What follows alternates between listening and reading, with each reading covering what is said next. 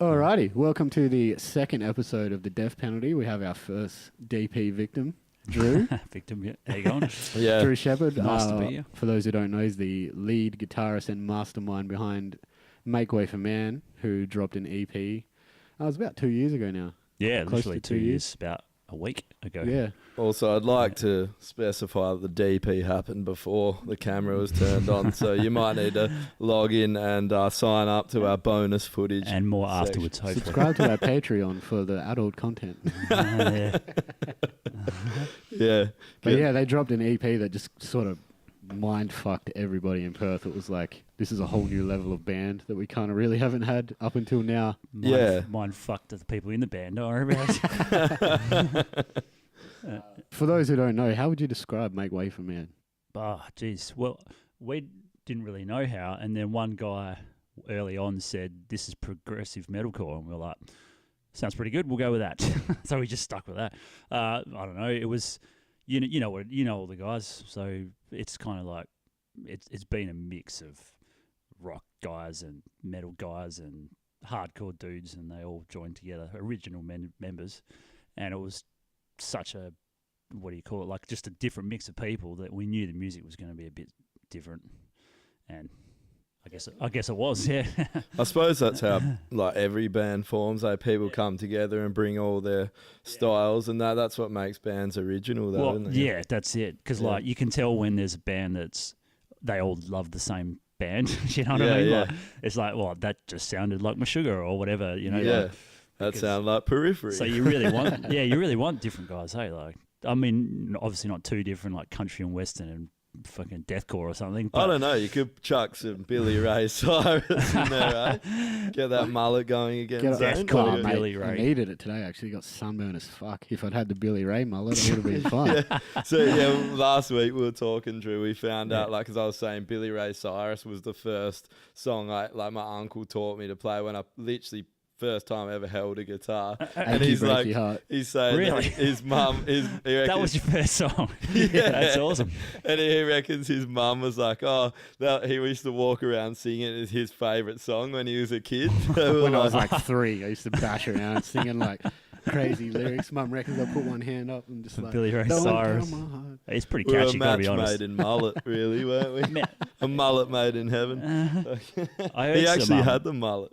Did you? Oh, yeah. Did you have a mullet? Fuck yeah. When I was a Oh. kid, yeah. I had a. I need to Mate, see a photo right. of I wasn't going to tell anyone this. that. Try not to think less of me, but I also had a rat's tail. Did you really? Of course you did. Fucking. Mate, we would have gone on great. Bogan fucking. I'm talking like, I think I was 7. Oh, right. Yeah. So my parents gave me Yeah, a you rat's tail. You embraced it, though. You did. You No, were I like, actually, do you know how I lost that Scoob, rat's Did you tail? wait? How? Did you have the rat's tail with the mullet? How is that even possible? Well, yeah.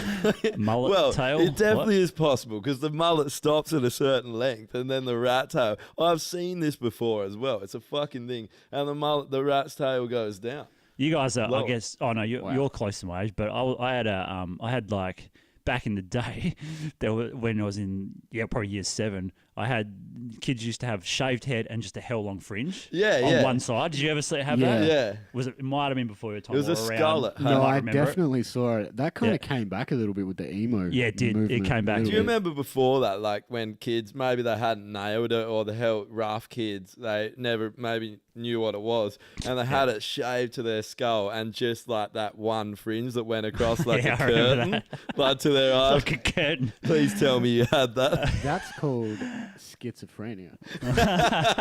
That's cool. That's called Down syndrome.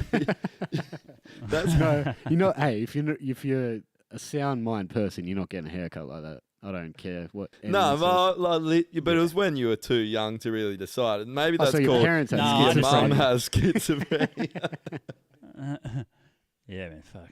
Like, if anyone went back and had the haircut from when they were in year 7, you're not gonna like it. Oh, Like, dude. if you had to relive the haircut now. Mine like literally looked like you got the most perfect dick-shaped bowl, put it on my head at my eyebrow line, and just snip that bad boy. Did your mum do all of 3 of you brothers just the same with the same bowl? Yeah, it was like I remember. It was like Just like 3 mushrooms Just walking one, around. the same bowl of pasta was used to measure all your Italian haircuts. Yeah. Same bowl of pasta. Finish your pasta and then we cut your hair. Man, that's wog as fuck. Yeah, Eh? fuck yeah, you get your citizenship straight away with that. That's what I'm gonna say when I go in for it. Yeah. Can't believe it's weird because it's all right to be racist to Italians, isn't it? It is. It's all right now. Actually, I'm triggered. Don't care. I'm Italian and I'm triggered. Actually, it's You're outnumbered, man. There's it's 2 ding, Italians thank here you. today. Yeah. Oh yeah, I Drew's keep Italian. forgetting Drew's Yeah. Italian. Oh, wait, let's bash Yeah, him, we mate. should, after yeah. this. You Totally. should actually. Hey, you guys can't win any wars, so you can try. That's We true. can be real cunts. Though. maybe you can try and fight me, and then towards the end, when I start winning, you can switch sides. Yeah, but at least we weren't fucking cattle fodder. Yes, true. Yeah, that's We probably should have been, but we weren't. yeah. That's true. Well, you Yeah. kind of were cannon fodder for the Germans. Yeah, you got a point. Kinda. Yeah, Not as pretty much as the Aussies were for the For Brits, the- though. for The the Brits Brits, yeah. basically tied us to tanks and used us as armor. Yep, pretty much. Yeah, that's Send in the darkies. While they were Send in drinking the tea. Aussies. Yeah. Yeah, so what's been happening with Make Way for Man? It's been a little bit quiet for a bit. Yeah, been quiet, Got any quiet, new, but new music on the way, or what's happening? yeah, we've definitely got new music. Yeah, quiet because we've been working on new music pretty much. So we decided to sort of settle down with the gigs for a while because we weren't getting much done. So at the moment, I've finished all the guitars. We're track and bass and almost finished that. Drums is 60% done or so. So it's just vocals and samples and Yeah, right. then we're good to go. So I'm hoping a couple of months away. Is if- this if for we're another lucky. EP? Yeah, Or, EP. Yeah. okay. Well, I had a shitload of songs. I had like literally about 30 songs to choose from for the album. far out. But even for the EP back in the day, we had about that. But it's really hard when you got 6 people in a band to keep everyone happy. You know what it's like. Yeah, it's but like impossible. 3 people will like the song, and then one guy's like, "We're not having this song." And we're like, Yeah. "Fuck." all Is right. that what made you go with the EP rather than the the start? full length? No, Just no. diff- We went with the EP because we Oh, no, I released. mean, this for time? the new one. Yeah, pretty much. Not everyone. I mean, they had 30 songs to fucking choose from, and they still couldn't come to a Man. conclusion. I think we so- got like what we got 15 max. 17 we had. Yeah, it's 7. And Okay. how? What'd you get it down to? Well, We're trying to get it down to 10, I think. Yeah, 10 for 10. an album. Yeah. At Most Maybe- present- bands- maybe most bands 9 are with- doing like 10 For an 11 album, yeah. for an album. You've yeah. done an EP already. Well, I guess it's not the current lineup though. Well, they've done as Medicine before I was part of the band. They've done a full length already. So, Oh, okay. but the music is so different now. Like the full length was like a heavy hardcore pop hardcore. Yeah. It And was was it It now was though? melodic- I haven't heard any of it. it was melodic hardcore, but it was like with the metalcore vocals, so it was weird. Yeah. yeah, it was too heavy for. We talked about this. But what's it now? You guys are different direction, obviously. I haven't heard any of it. Well, now it's more like melodic metalcore, but it's got That's cool. This wasn't an intentional decision. We just it's gotten a lot heavier. Yeah. Just naturally. Well, that's It was because just you're in the natural. band, mate. Well, it was also because we dropped tuning for my Okay. Was it voice. for you? Yeah, because I didn't notice I was losing range. Yeah. Probably should have, idiot. But yeah, yeah. So we're playing F now, so that naturally yeah. sounds quite heavy. But Yeah. like I was saying, you record it, or lay down a demo, and you're like, oh, this is sounding way heavier than when I wrote it. And then once you actually get the demo with vocals and Yeah. that, it's sounding pretty heavy. And you had so. 17 songs. That's heaps. Yeah, some of them were more just like ideas or shells or stuff. Some of alright. them were like were written on the day and never been changed. But yeah, Yeah. I think we've still got. I think we had 17 and we've got 15 left to sort of wade through and pick the best ones, which Sure. is a good problem to have. Too many Definitely, songs. Yeah. 15. Yeah, that's good. Yeah, You that, should be able that's, to come to some kind of conclusion with that. I'm Yeah, surprised definitely. anyone's got any songs left after you've been taking them all. 30 songs. for real. Yeah, I was well, same thing. Some were like half songs and Yeah. but it's sort of just a general feel, I guess, of a song. You know what it's going to be like, even if it's only half a song. The rest of the song isn't going to dramatically change, although it is prog, so I guess it could. But yeah, so we went with the strongest 6 or 7, and we're doing a cover as well, which I can't really say much about, but it's a random as fuck cover, and when you hear it, you'll be like, that's really interesting. I like that you chose that one, So awesome. It's not like let's do fucking, a Slayer song or some shit like that. It's nothing to do with metal at all. I'd actually love to hear you do a Slayer song. I imagine it Mate, would that's be ridiculous. all I did back in the day. Just Rain and Blood and fucking Angel of Death over on repeat. Because I'm an old Practicing that bogan. big long scream at the start. Yeah. My mate used to do that, actually. He used to be able to nail that, like actually nail that scream. I was pretty impressed. Yeah, that's and we pretty used to gnarly. like drive past weddings and shit, and he'd stick his head out the window and do it and scare the shit out of people. On their It was great. recordings, it's like, I now pronounce you.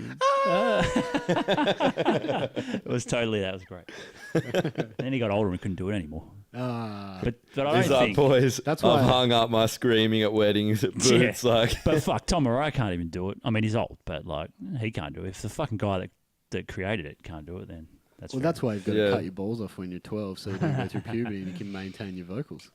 it's not a bad idea. And you know what else? You get a lot more accomplished in life if you had no balls. no shit. Just Yeah. like, actually, You'd think a lot more I rationally. feel like you were joking, but imagine how much more you would have No, done no, in your I life. wait, can- I don't joke about this. I actually was talking about this to someone today. Me? I was like, Today?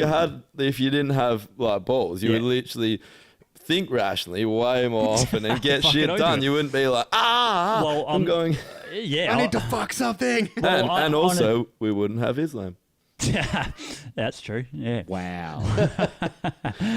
Oh, can of worms has been opened. Well, they got. I was going to blue say balls, I still have my balls, but just to preface with that, but I've Yeesh. taken a medication prove it. that Yeah, basically get 'em has out. done the same thing as fucking being fucking nuded. Maybe that's why you got 30 fucking songs. songs. Yeah, probably why. Yeah, maybe you got a good point, but it is fucking great, man. Like I was like, well, this kind of sucks. Like I don't even really feel like going out and picking up or chatting up girls, and I thought. It's really good. Like I'm doing shit. Like I'm working a lot. I'm not thinking about stupid shit like, oh, let's go on Tinder and swipe for half an hour and waste my fucking time. Like I'm actually doing things and just Oh, yeah. and as it always happens, when you're not thinking about it or don't give a fuck, it all seems to come to you, right? You know what I mean? Like that's the way it works. So, Yeah. but It yeah. works like that with everything. Eh? You're With looking for everything, a yeah. job every day, nothing happens, and then Yeah. you're like, "Fuck, I'm never getting a job." You kind of give up, and then 10 offers at once. Yeah, It that's works it. like that. And Everything. it does it. You save so much money too if you were not like a single bloke going out buying chicks drinks, doing all this. Never bought a chick that wasn't my friend a drink, because you're an sir. asshole. Well, what's the fucking Dave Chappelle some would thing? say that, Is it or Dave Chappelle where he's like, not a if, pleb. if I didn't have to buy a house, I'd live in a fucking cardboard box. But I have to buy a house because women want somewhere to fucking live. So He probably would too. Like since he just disappeared for years, he probably would be sweet living in a Well, he's Yeah. fucking disappeared cardboard again. box. He dropped those 2 Did he? specials, and he's like, "I'm out again. Oh, Really? you're joking? I'll He's catch you gone. later." Yeah, he just said in the what was that? Yeah. special that he's gone again. He's disappearing again. Oh, he actually said it. Did He you didn't watch just that play latest it. one? It was pretty good. Yeah, that's the one I'm talking about. Oh, Because right. he dropped 2 The at once. Texas? It's in Texas, I think. I don't know actually. One of them's in Texas. Man, I haven't watched any of them. I got to get up to date The with new my ones. Yeah, one of comedy them's specials. in the, one of them's in the Belly Room at the comedy Comedy. the comedy store in That's LA. pretty small, that It's place. a tiny little room. Yeah, He just yeah. sits on a stool, and it's not really comedy. He kind of just talks about crazy leftists, crazy right wing extremists, like the state of the Which is world. what everyone fucking talks about at the moment. Yeah, and it is fun. It is funny, but like Dave Chappelle has a really unique Yeah, definitely, yeah. outlook on life. So it's really good, and I really enjoyed it. But the other one where he actually does stand up is so fucking funny. Yeah. I that's the one haven't was saying, I laughed think. like that for a long time. Yeah. Yeah.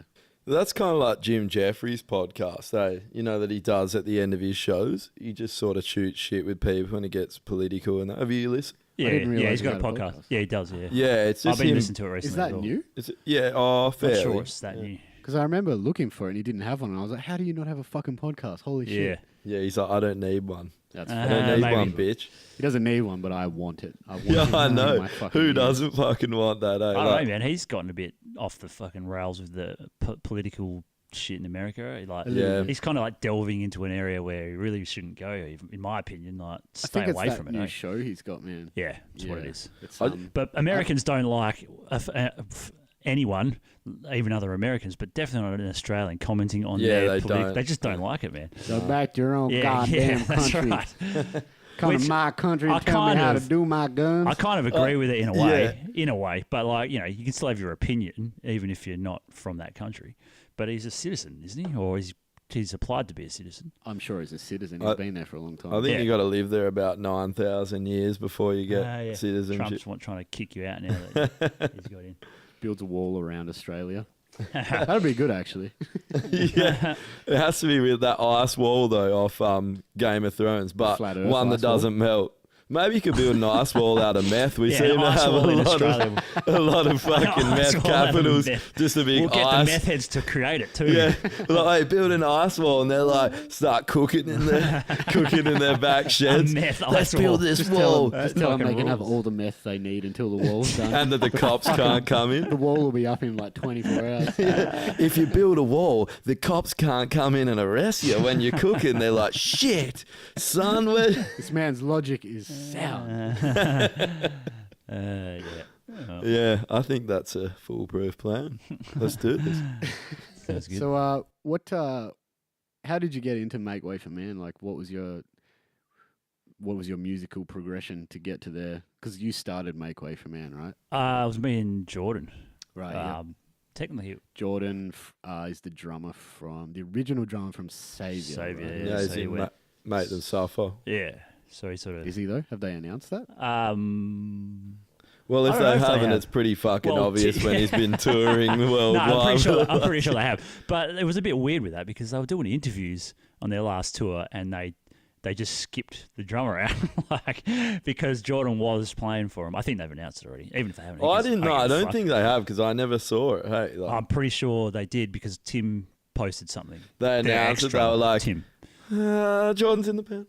Yeah, and they just skipped out the drums. Yeah, they said, and he even mentioned, I think it was, I heard on a radio station, he's like, so you've had a few band member changes, and they listed all the changes, and they just skipped the drums completely. I'm like, fuck, Jordan's going to be a bit dark, but yeah, but no, I'm sure he doesn't care. Or there was probably some talk about it. So I mean, if you want to be in a touring band, I'm sure he doesn't mind. No, he doesn't give a shit. He's happy into a huge band. I haven't really talked to him. I've seen him once since then. I he's been busy actually touring and doing what we all want to do. You know, I didn't really care. Like, I mean, I cared because he's a good drummer and we gelled well as a band. But anyone in the band, if they got offered to play and Make Them Suffer, yeah, it's hard to turn. I mean, other down guys in the band have been offered spots in other bands the whole time, pretty much, and some guys sort of said maybe yeah, maybe no, but we sort of had a bit of a rule that's like, you know, yeah, okay, we did not poach, but like, I don't know the other way to say it. I guess borrow. Your dog can't. Yeah, pretty much. Yeah. We just said, "Fuck this band. Let's take all their members." No, he's like, "I'm not a bad person." All right. I don't know how else. It wasn't my idea, to be honest. I'm a piece of shit.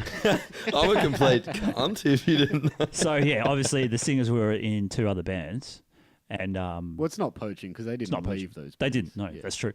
Well, yeah. So we sort of borrowed, or you know. They came in or being in other bands, and then so I couldn't say much about that. Like, it's like, you know, I can't say get out of that band that we fucking took you from. Like, you know, you can't say that. So, but with like new bands, if you were to leave, the general consensus was you're not going to do both, do one or do the other. So Jordan got that opportunity, and he was like, as soon as I heard it, I'm like, oh, it's pretty obvious it's going to happen, and everyone was pretty cool about it, to be honest. Like, not going to say we went upset or a bit disappointed, I guess. So but that's just big shoes to fill. Yeah, well, that, and then like, you know, we just gelled pretty well as a band. Like, no one really had any dramas. So it's hard when you're all friends too. That's like a big thing. Like, you know, if you're a listener and you're not in a band, it's a big thing people don't understand about bands. It's so hard to get members that you like gel with and have that friendship with, because you get some kind of bond, you know, when you're on stage together, when you're on tour. Yeah. You spend so much time together, probably more than anyone else in the end, you know, like when you start touring more even as more well. than your fucking girlfriend, man. Like, it's more like a relationship like that. And then when someone leaves, it's like, they get very man. bitchy, like relationships as well. Sometimes in the breakups. Yeah. Something that people, fuck yeah. I don't know, man. Really think about, because it's a that's the hardest brother. part of being in a band, is keeping the fucking thing Oh, together. dude, 6 guys was pretty difficult as well. Yeah, definitely. Like everyone, we all know about it because we're all in bands. But You're basically an ensemble, eh? Like, Where's the 4th violinist? Is he here today? I don't know. Yeah, it was good. That original lineup was great, but like where we're at now is I'm pretty happy with. We're going forward, so as long as we're moving forward, I don't really care. And the other thing is, and I don't know, this might be an age thing, but like I remember younger when I was in bands, if someone left, I'd be like fucking dark at them for 2 months, you know, I'm not talking to him anymore, like kind of thing. And then I just realized it's business. It's what it is. It's business, and you got to treat it as a business. And then like you can still be a bit dark, but just go, all right, look, he had a better offer to go here, or this guy's doing that. People have other lives. You can't control them, you know, like you have to let them do what they're going to do. So it's also, you can't always respond completely rationally. No, when you are true. emotionally attached in a band as friends, as, you know, partners in a business. So when someone you can feel left in the lurch, or definitely, there's no doubt I felt that way, especially when like we basically had 3 guys leave in less than 4 months or something. In less than 4 months, we had 3 of a 6-piece band leave. So who's left now? Like, tell everyone the lineup now. Okay, of your band. So, I mean, everyone knows of Sean leaving. Sean is the vocalist. He sings in Sparrow. In Sparrow, that's right. Yep. Yeah. So everyone knew of him because we sort of announced that so we could audition new vocalists. We have James, who was from a Perth band called Havoc. When they split, we grabbed him, and he'd actually already filled in for. We did a periphery support show, which he killed. He played so well. Yeah, man, he's exceptionally good. Yeah. So it was a bit of a no-brainer. Like, as soon as they broke up, and he was a free agent, and Jordan kind of had left already, we're like, it's on. Like, and he was keen as to step in, so that worked out really well. He gels well, does his thing. He's a young dude, so he's got plenty of energy. Yeah, we're friends with James. He's a fucking cool guy. Yeah, everyone knows him. Yeah, so we did a show in Albany with Havoc a while ago. Yeah, you're right. Yeah, and I actually have footage on my phone. It was like it was a huge night. It ended up just in the green room, just destroying. Like, they did not give a fuck, this venue. Everyone's smoking in there, just getting just destroyed in this back room. I think Mick threw a goon bag over onto the dance floor, over the wall, and then like at the end of the night, everyone, I think me and Normie and Jimmy were up, and look out, Jimmy's like, we're staying on this farm. There's like a house on this farm. Jimmy's like in the paddock chasing cows as the sun comes up with his arms back like a fucking bird.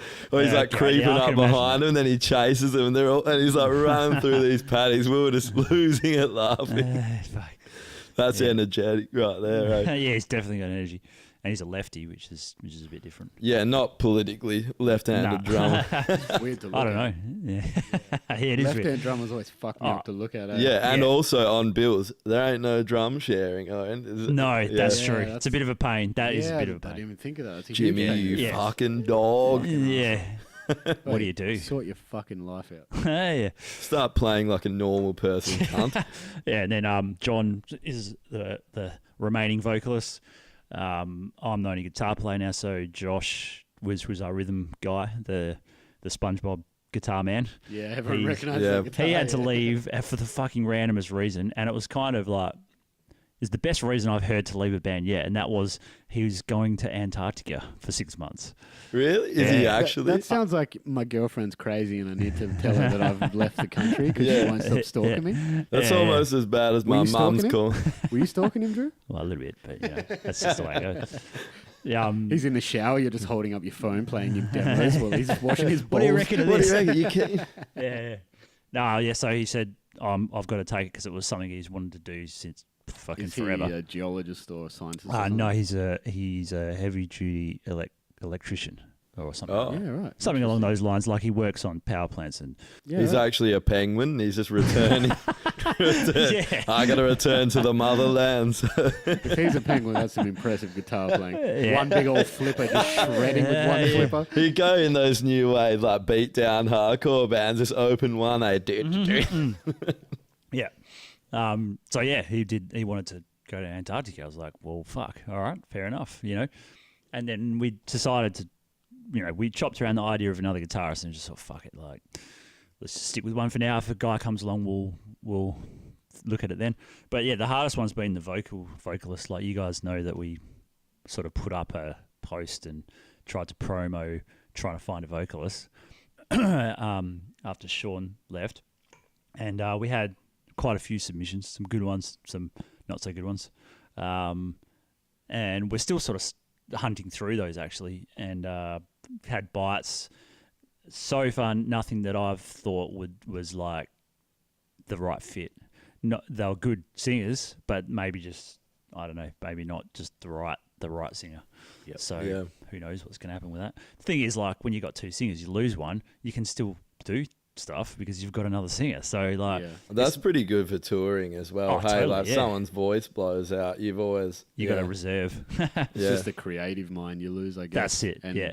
the extra contribution Yep. financially. And Financially. Yeah. Well, I mean, you can Workload-wise. say that, but like, if you think about like touring bands, the smaller they are, the less drummers they have with touring. Like 6 guys is a pain in the ass to tour with, Yeah. and then even accommodation, like it's just a pain in the ass. Like if you have to do it, you have to do it. That's fine. But if you're a 4-piece, and maybe the bass player's doing backup vocals, or like you guys, you play guitar and do vocals, that saves you heaps of money. So another plane ticket you don't have to pay for, It's a bigger setup too, I suppose, with all your in-ears That too, and yeah. wireless packs and Yep. all that, yeah. Yeah, definitely, yeah. So, So I yeah. guess that's how it goes. Um, Oh, my miso supers. yeah, so, is that what you're drinking there? Miso soup? Yeah. It's good stuff. I love it. Can live I with it. thought you were actually drinking a coffee. I know, there. that's what it looks like, I know. Until a bit of fucking miso sticks out the top. Yeah. Yeah. How good is that place, though? Sushi Train. It's good. Yeah. It's packed. Like every time I've been there. So you said you're doing another EP. Yep. How do you guys do? Do you record all of that? Do you go to someone for to record? Like in the studio, or do you just do it all at home? Or I do all the guitars and bass. Well, this time around, I'm not doing the bass, so we're sort of both, me and Adam are doing it. Adam's like, well, out of the bass players I've known, probably one of the best I've seen with his fingers. Yeah, he's a But joke. he's the fucking retard when it comes to using a pick. no, And he knows it. So he's like, yeah, you need that pick fuck. attack on. Why the are you doing album, all mate. these triplets and fucking? And I'm like, sorry, man, but so he sometimes it takes him a while to get those bits, and then he'll just put the pick down and go, blah, blah, blah, and I'm like, fuck, like, can we just strap picks to your fingers and do that? Yeah, that's probably not a bad idea. Get him to Yeah. grow hell long, like oh, that, yeah, fingernails, nails, yeah. But Yeah, Adam's so a fucking beast. oh, he's great. Yeah, so, he is, yeah. No problem with live, like obviously he's Oh fine. yeah, So anyway, we're doing all that. I can do it at home with just got the Axe Effects DI all the tracks, and we get them reamped in whatever studio we're gonna get the thing mixed and mastered in. Yep. Drums will go to a studio. I haven't really decided where. So you do real drums? I think we will. Yeah. Did you do real drums for the last album? Yeah, we did. Yep. Yeah, and we went to Crank. That's right, yeah. After Bieber was there, actually. Hey, What was he doing there? shout out to I don't Bieber. know. Oh, so when Probably they're pissing on his fans off his balcony or something like You that. know, Or spitting on him. did he actually do that? I think he spat on him. I don't think he pissed on him. If he pissed on him, I'd be like, he threw That's eggs bold. at someone's Yeah, house yeah, or some that's pretty bold. Yeah. Maybe Dunno, someone's like, You see give us the- a golden shower. And he's like, all right, 20 bucks. They threw it up there like a paper airplane. He's like, all right. I'm fairly certain he doesn't need $20. Yeah, I know, Yeah. but it's just. Did you all see right. the photos of him? Hey, I need naked 20 on his bucks. Oh, balcony? I heard about that. Yeah. What? Didn't see Oh, it. yeah, someone like took a photograph Why of like did he do 9. that? It was like literally from the other side of the planet. It's so far. But I want to say one thing. Yeah. kid's got a piece on him. Does he? He's got a thick old dick on him, mate. Yeah, all right. He's got a. Hey, Biebers packing some heat. You No gotta shit. fucking watch Really? yourself. Yeah. Ah. Unless there's some other naked young boy I've looked at on the internet. I'm pretty sure. Well, Bieber you know, we've is all the one been with there. the I mean, heat. what? You'd hope not. Yeah, all right. How the fuck did we get on to Bieber? What happened? Oh, that's right. Sorry. You I just- got it on next minute, Bieber and Big Dick All just right, yeah. go off on a tangent for 2 Yeah, they're hours pretty about fucking- If you Bieber's give me the massive chance, chop. I'll bring big dicks in. Yeah, Don't leave Big that Dicks are window always open. going to come up. Don't leave that window open. Yeah, he was in the studio before we were there or something. I don't know. And then he left his sonnies there.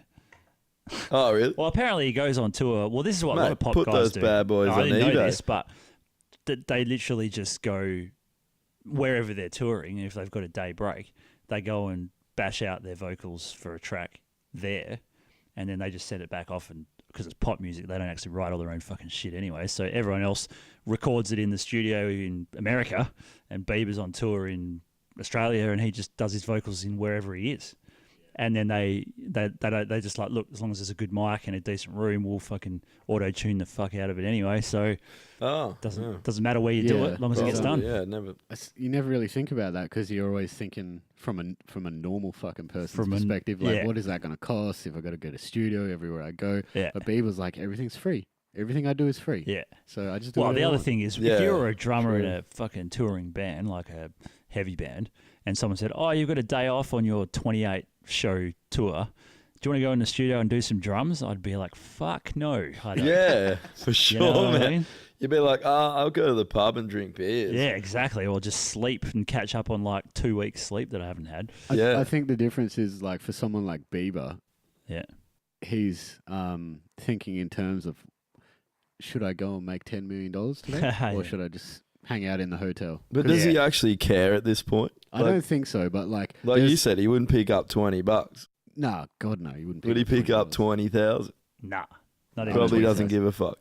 No, I don't think he so. wouldn't. There's like famous people, like producers that worked with the Beatles and shit. They've talked about how like they joked about sitting down writing like, all right, I need to write a new song because I got to put a pool in my house. Let's go. Oh, really? Yeah. I Fucking mean, that's hell. what Bieber's like at this point. He's just Oh, yeah. he farts in a mic and it's like number one most played song on Spotify of all time. Yeah, that's Yeah. true. I actually don't mind Bieber. Everyone's I don't really mind send him the either. hate mail. Send the hate mail. I I don't care. really mind him either, right? And Yeah, I that- like his music. Yeah. I went onto Spotify the other day and I was playing the one about his mum not liking some chick. I forgot what it's called. That Okay. sounds like some great lyrical content there. Actually- Go on. Actually, it's a great song. But it's got 1.2 billion plays. I fucking Really? hate when I see that. Fucking hell. I just hate it because like nothing, bad about Bieber, but it's like, the same deal. Like you'll see a band and they've got 20,000 views or something, And they're a great band. and they're fucking awesome. And Yeah. you're like, how does this work? Like, it doesn't make sense. It That's just why it doesn't was make so shocking for me because, Yeah. like, usually the things I look up at heavy music, you might see Yeah, 2 million. You're That's like, fuck, true. 2 million plays. That's true, yeah. Damn. And then I like put Bieber on 1.2 billion. I was like, wait, is that how many zeros? Is that? Yeah, that's Yeah. billion. Fuck. Well, that's like even Yeah, the that's- Periphery fucking song, which is the sort of the peak of like our music in that genre, and they only get 500,000 or something. Some of them have 2 million. Not a huge amount. Not yeah. a huge amount, man. And then you go to fucking any pop song, and it's anywhere near a billion, and you're like, fuck. Like, Do you think in Yeah. what we're playing, like in around, like what would Bring Me the Horizon would have to be one of the biggest bands? So Yeah, what would what are they they- get? I Like don't know. I don't know. Good question. actually. in Look at comparison to 'Cause, Justin Bieber? that. Bring Me the Horizon are obviously a lot more accessible than someone like Periphery. Oh, totally. like- Yeah. It's hard. It's easy for us to get stuck in like a circle where we're like everyone knows who Periphery is Yeah, because but we all no- listen to heavy music and Yeah. you just everybody who knows like is into guitar and stuff. Even people who don't like Periphery for their vocalists, which is usually why people don't like them. Yeah. They usually think don't like the vocals, but they're an incredible band. I think everyone agrees at this point that they're an amazing band. Yep. But they're not the most popular metal band. They're certainly up there, but they're not. Like Nah. Bring Me the Horizon. Well, they're not anymore. No. Yeah. What's that other band that you were getting? Well, Asking Alexandria, Asking they're Alexandria. huge. They're probably even bigger than Bring Me the Horizon, maybe. Yeah. Sure. I don't know, just from what you said, you get to that point where nothing's heavy anymore. Like I was listening to that, really slept on this album, but I was listening to that new Shadow of Intent album this week, and I was like, it's fucking awesome, that album. So like one of the, I was saying to Zane, it's probably one of like the first deathcore albums in a little while that I've been quite impressed with. But I was like, is this heavy? It's pretty. Seems pretty brutal, but you know how everything's just, you don't really see that. And then I had something on at work the other day, and someone walked past and was like, "That's fucking heavy," and it wasn't even Shadow of Intent. It's something that wasn't that heavy, and I was like, "Oh, yeah, that's true." So it's funny, people's perception of, you sort of lose that perception when you listen. Yeah, you do. And that's the same with tech. So, stuff like Periphery, it's quite tech. Some of the stuff might be harder for, because it's not always it's not like a catchy pop song all the time. I mean, Spencer's vocals are quite poppy and catchy, but it's not always that classic. I feel like that style, the Periphery proggy style, is kind of dropped off quite a lot. I mean, there's still some bands doing it. Like I was listening to that new Ocean's 8 Alaska. Oh, yeah, I heard. And that's kind of pretty techy. It's a bit all over the show, but I don't mind that. I thought it was good. I like it, but I'm not sure. There's no like really I suppose Valemea still. See, I've never been a huge fan of like the overly techy parts of Periphery. The reason I liked Periphery was the poppy parts. Like those big choruses like Marigold. Yeah. Or that new album's full of poppy stuff. Yeah, but it's a lot of that is disguised pop songs with really techie elements. Like Marigold doesn't sound techie, but it's a 7/8 drum beat. Yeah. And it's the riff. The riff is essentially a classical violin riff. If you put it on violin, you're like, oh, it's Beethoven. Yeah, right. So a lot of it's disguised. Whereas I like that stuff that's disguised.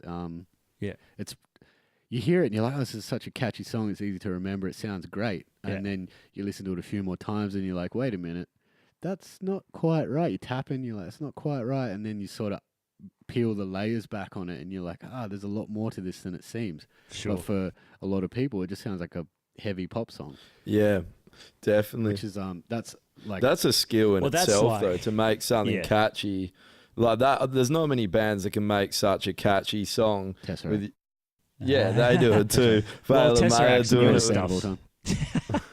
Yeah, he definitely likes some Tesseract. Listen to their new single. Hey, do you like Tesseract? I haven't heard You it. a fan of Tesseract? I dabble. Oh. I haven't heard it. By dabble, I mean I jerk off to their albums. Wait, speaking of jerking off, can you pass me one of those tasty beers? Only if you jerk me off. Yes, sir. Yeah, go on, pour one. Ooh, Pour one of them. What's Drew drinking? He's drinking Black Label. He's drinking Black Label. Dug that up Society. from the archives on the show. Hey, pass me one of those fucking beers, please. Which one? You You want to sample this roasted beetroot beer? Is it good? Well, actually, we'll tell you what we're drinking. That's what we're So I've got this roasted beetroot. We went to DTC, which is the Dutch trading co in Victoria Park, and we had a plan to grab some beers. And the guy there was like, "We've got these 4-packs of beers that we had on tap, and before they ran out, we made some cans and we mixed them up, and it's just a lucky dip. It's like the coolest fucking lucky dip of all time. Yeah, 4 $15 craft beers too. for $15. Yeah. It's awesome. One of them that I got today is this roasted beetroot. It's a really nice, like dark, reddy pink, kind of grapefruity color. And I didn't like it at first, but I really like this. Is it a sour? It's not, but it has almost a sour taste to it. I'll get you one. Is there one in there? I wanted that there Dr. any ice Wheaties. in Nah, there, pull Zane? that Dr. Wheaties out for me. Is there any ice in there? Spewing. Yeah. All good. Might have to get some from the freezer. So here's one I'm gonna crack open. Dr. Wheaties. This is another Rocky Ridge one. We were banging on last week, but they are fucking amazing. So this one's actually, they've used hemp, roasted hemp seeds. Marijuana. Drugs. So this is actually speaking of marijuana, Drew, they're condoning drugs. That's right. Terrible person. Totally. Yeah. He's got a vape with CBD oil in it. Yeah. So- Fuck you, government. They should do a CBD beer. How good would that be? CBD beer. That would be awesome. It would be. Although, You know when you start to get a little bit drunk, your legs feel a bit funny, and you like get a bit heavy. Sure. Imagine how bad that'd be if it had CBD in it. Your body just detaches from your brain. Yeah. Actually, I'm interested. Let's do it. Yeah. Hey, that sounds like what you were talking Pour some about. of it in there. Eh? But that See what sounds like Josh was telling us earlier what laughing gas feels like, and that sounds very Really? similar. Yeah, when I was well, I was snowboarding when I was in Canada one time, and I cooked. I dislocated my shoulder on a jump, and I had to get my shoulder put back in place after about 9 years it took to get off the mountain. Felt like that. So I was in there. I was telling Zane, and the guy just chucks this whistle in my mouth, and he goes, "Just start breathing. Don't breathe there. Just breathe in this gas." So I started breathing this. And and my body just started drifting away, and I was like, and I was just became a mind. That's what I felt like. I was just a mind, but there was not much going on in my mind. I was just sitting there like with a smile on my face, just like, and I could feel the dude grabbing my arm because it's usually really painful, and he's like pulling it up, and then it just goes clunk in place. But everything was just like I was in my happy place. That's funny you say that because that's what that flotation tank thing felt like. That's Oh, exactly man. what I thought of when he was telling me. Yeah. I got to do that. I actually have It's pretty cool. Kind of a little bit. I'm not claustrophobic, but I kind of almost got a little bit claustrophobic. I think they've tweaked that now, but yeah, you just feel like you're so weightless, and you don't know where you are because it's pitch black, and you can't feel the water because they match it to your body temperature. Yeah. And after a while, you lit like what you said. You just feel like it's floating head. That's all you are. That's strange, hey. Yeah, I was it's really actually going to hit you up, see if you were keen to go, because I got I'll go again. Yeah. Yeah, because I got one for my birthday. I got like Laura bought me And one. For my, if you have like muscle problem, it's like 70% magnesium or something. Yeah, it's really good, like salt absorption and shit. Yeah. You know how you're saying it's like claustrophobic and it's pitch black and stuff? Yeah. I think like the whole point of it is to separate your body from your mind so you can just work out whatever problems you have or whatever. Yeah, sure. Imagine getting in that tank high off your balls on mushrooms. No fucking way would I do that. Rogan does That's that. what Hey? Rogan does. He's going in his basement. No. He just like eats mushrooms, gets in there, and freaks out for like 4 hours. I saw on that. That's some fucking adventure. He was saying that Fucking crazy. it was like this yesterday. I think I was listening to because those podcasts go up like daily, and he was Which chatting podcasts? the Joe Rogan ones. He's like doing them every day, right? Or most days of the week. I think He he does usually 3 does. or 4 a week. I well- think he does 2 normal ones and an MMA one now. But Oh, right. I think it depends. Some Well, he was weeks he'll do saying a that, bunch. that flotation, the whole flotation market was going under.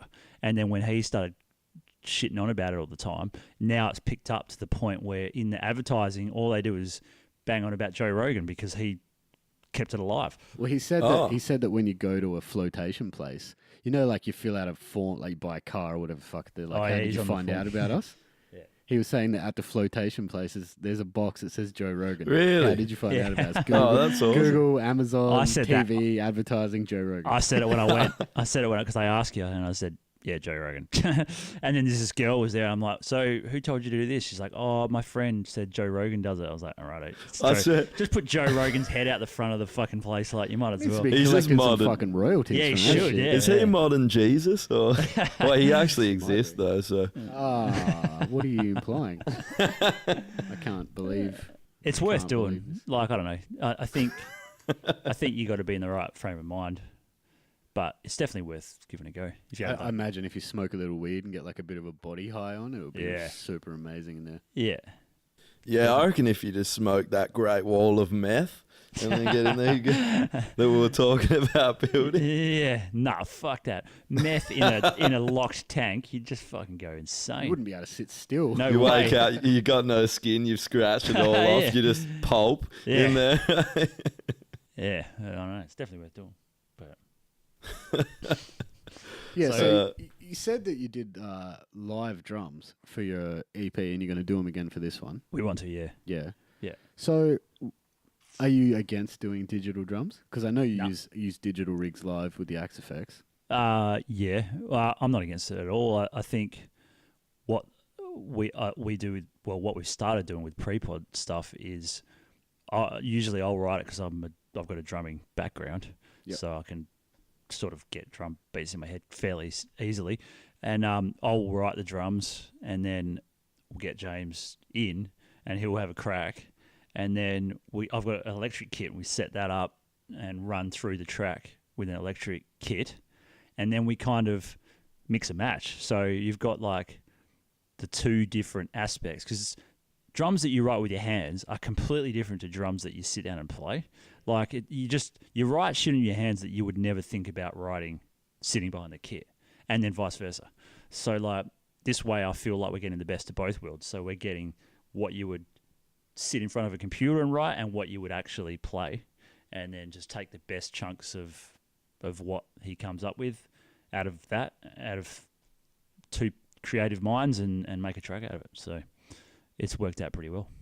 Yeah, that's cool. Yeah, it's Different good. approach. Definitely. Yeah, Makes I'm it- sure makes it people work. do it, but it's probably nothing new. But yeah, it's definitely coming up with good stuff. How did James fit in as well? Like, how did he feel the shoes of Jordan? How's that going? We just dumped him in the deep end. We Yeah. had like heaps of shows lined up, and we needed someone, and he'd already done the periphery run, so he just jumped straight in, and yeah, went pretty good, and we're all kind of mates, I guess. So Yeah, So- he's a good bloke. Isn't he? Yeah. So. easy, was no problem. He picks things up really quick. Like some of the songs off the EP aren't exactly the simplest of No. songs to play, but he nailed it really fast. How long found- did he have to fill in for that periphery show? It wasn't very long, was it? No, it was only like 2 or 3 weeks. Yeah. He nailed all the songs in that time. Yeah, if I'd had a blind, I was at the show. If I'd had a Yeah. blindfold on, I wouldn't have known that Jordan wasn't there. Yeah, right. Yeah, That was one of our better shows. I knew it was going to be, because it's like we're like periphery light. So, so yeah. I haven't actually seen you guys yet with Jimmy. So Oh, have you? nah. Yeah, right. We haven't played that many shows. We did one with Polaris, and then we did one with Miss May I, and They've all been weekday shows. Hey? yeah, they have So, most of them. The Polaris one was on the weekend.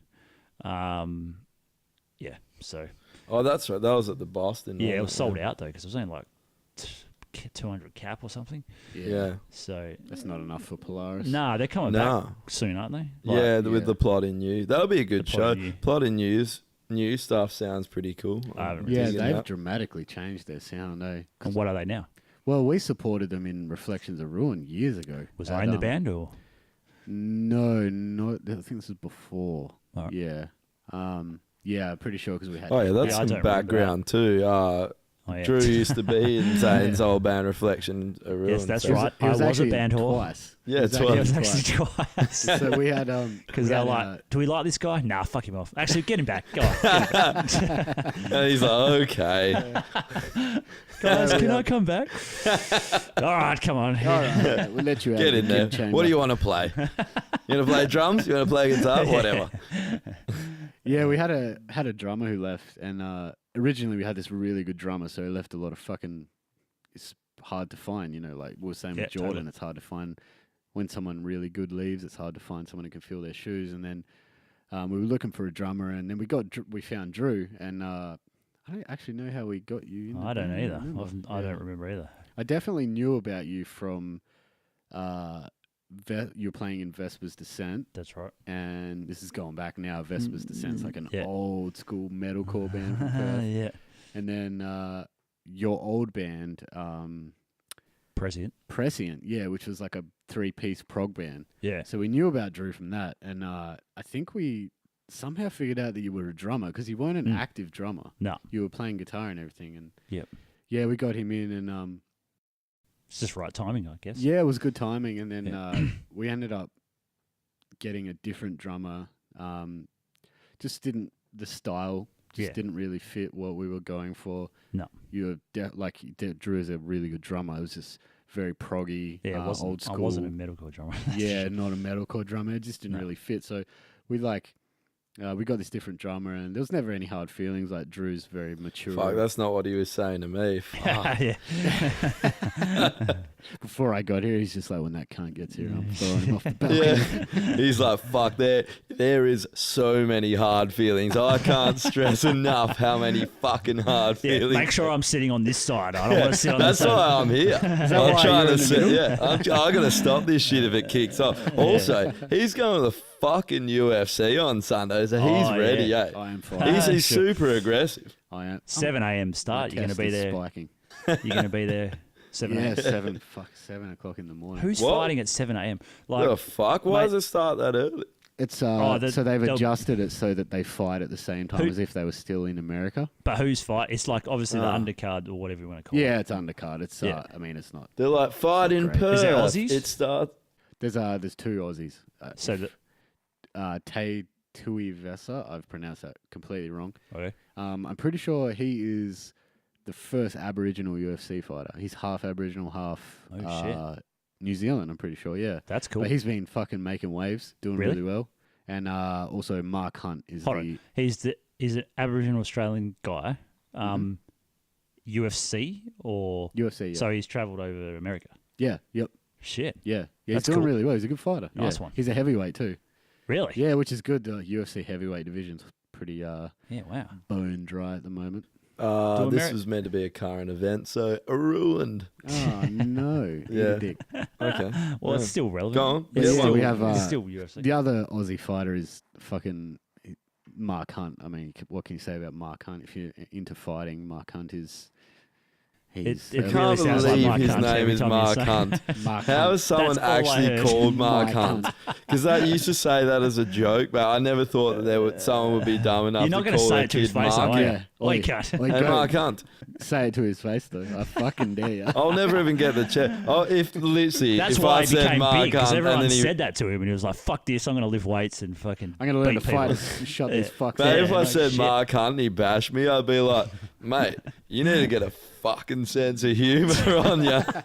You've got the fighting down. Maybe Yeah. work on your sense of humour. Nah, Mark's a pretty But good people guy. fucking do that. Like, there's literally people that will see. Like, I heard this with Conor McGregor and all these guys, and they pick fights with these dudes. Like, they think, "Oh, I'm going to get famous." Well, I don't even know what they think was going through their head. But Yeah, like, they don't. if I They're could- idiots. I could- UFC and they're I like, could- I could fuck that guy Yeah, I up. could take They're Mike dumb Tyson cunts. easy. Let's fucking give it a go. Like, who the fuck is even like? That's so retarded. I think it's like you'd have to be super insecure, hey? Like You reckon that's what it is? Delusional? Delusional. Maybe. Delusional, I yeah, hit a for heavy sure. bag once. I'll But fuck it's Conor like when McGregor. you're Yeah, a we young can pick a dude. word each Every or they guy could be. knows this. Women don't know this, or some women probably do, but women never get to experience this. But dudes do, right? You think you're a level of toughness when you're in high school. You think you're tough Yeah. in some way. You do, and then you get beaten up, Someone and then whoops you your realize, ass. oh, that's right. I'm not as tough as I thought I was. I'll shut my hole next time someone, like someone comes along. I won't pretend to be this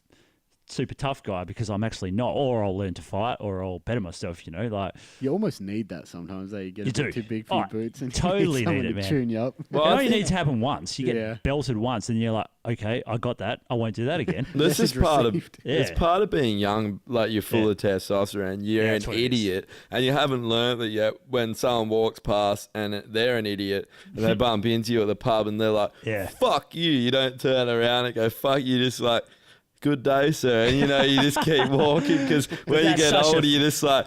You can think you're the bigger man. I don't give a fuck. Yeah. I'm just gonna walk off. Yeah, Like, yeah. But that's Walk off such an and not have a Australian sore thing, face though, man. tomorrow. Yeah, That shit yeah. doesn't. I mean, it still would happen, but it happens more in Australia for sure. Like every time, And England. I think England, Aussies yeah. and Poms. and are- Irish, yeah, that's Irish, Yeah. I was going to say. And Yeah. probably Scottish people too. yeah, Scott, yeah, you're right. Yeah. Actually, probably worse. Irish just fight Did they just anyway. fucking They're just like, hey, let's just have a fucking bar fight. Let's have a but yeah. They usually fight each other. You go to like the casino for a McGregor fight or something. Yep. And the first time I went to the casino, McGregor fought Diaz and McGregor lost. And they were fighting, but they were all fighting each other.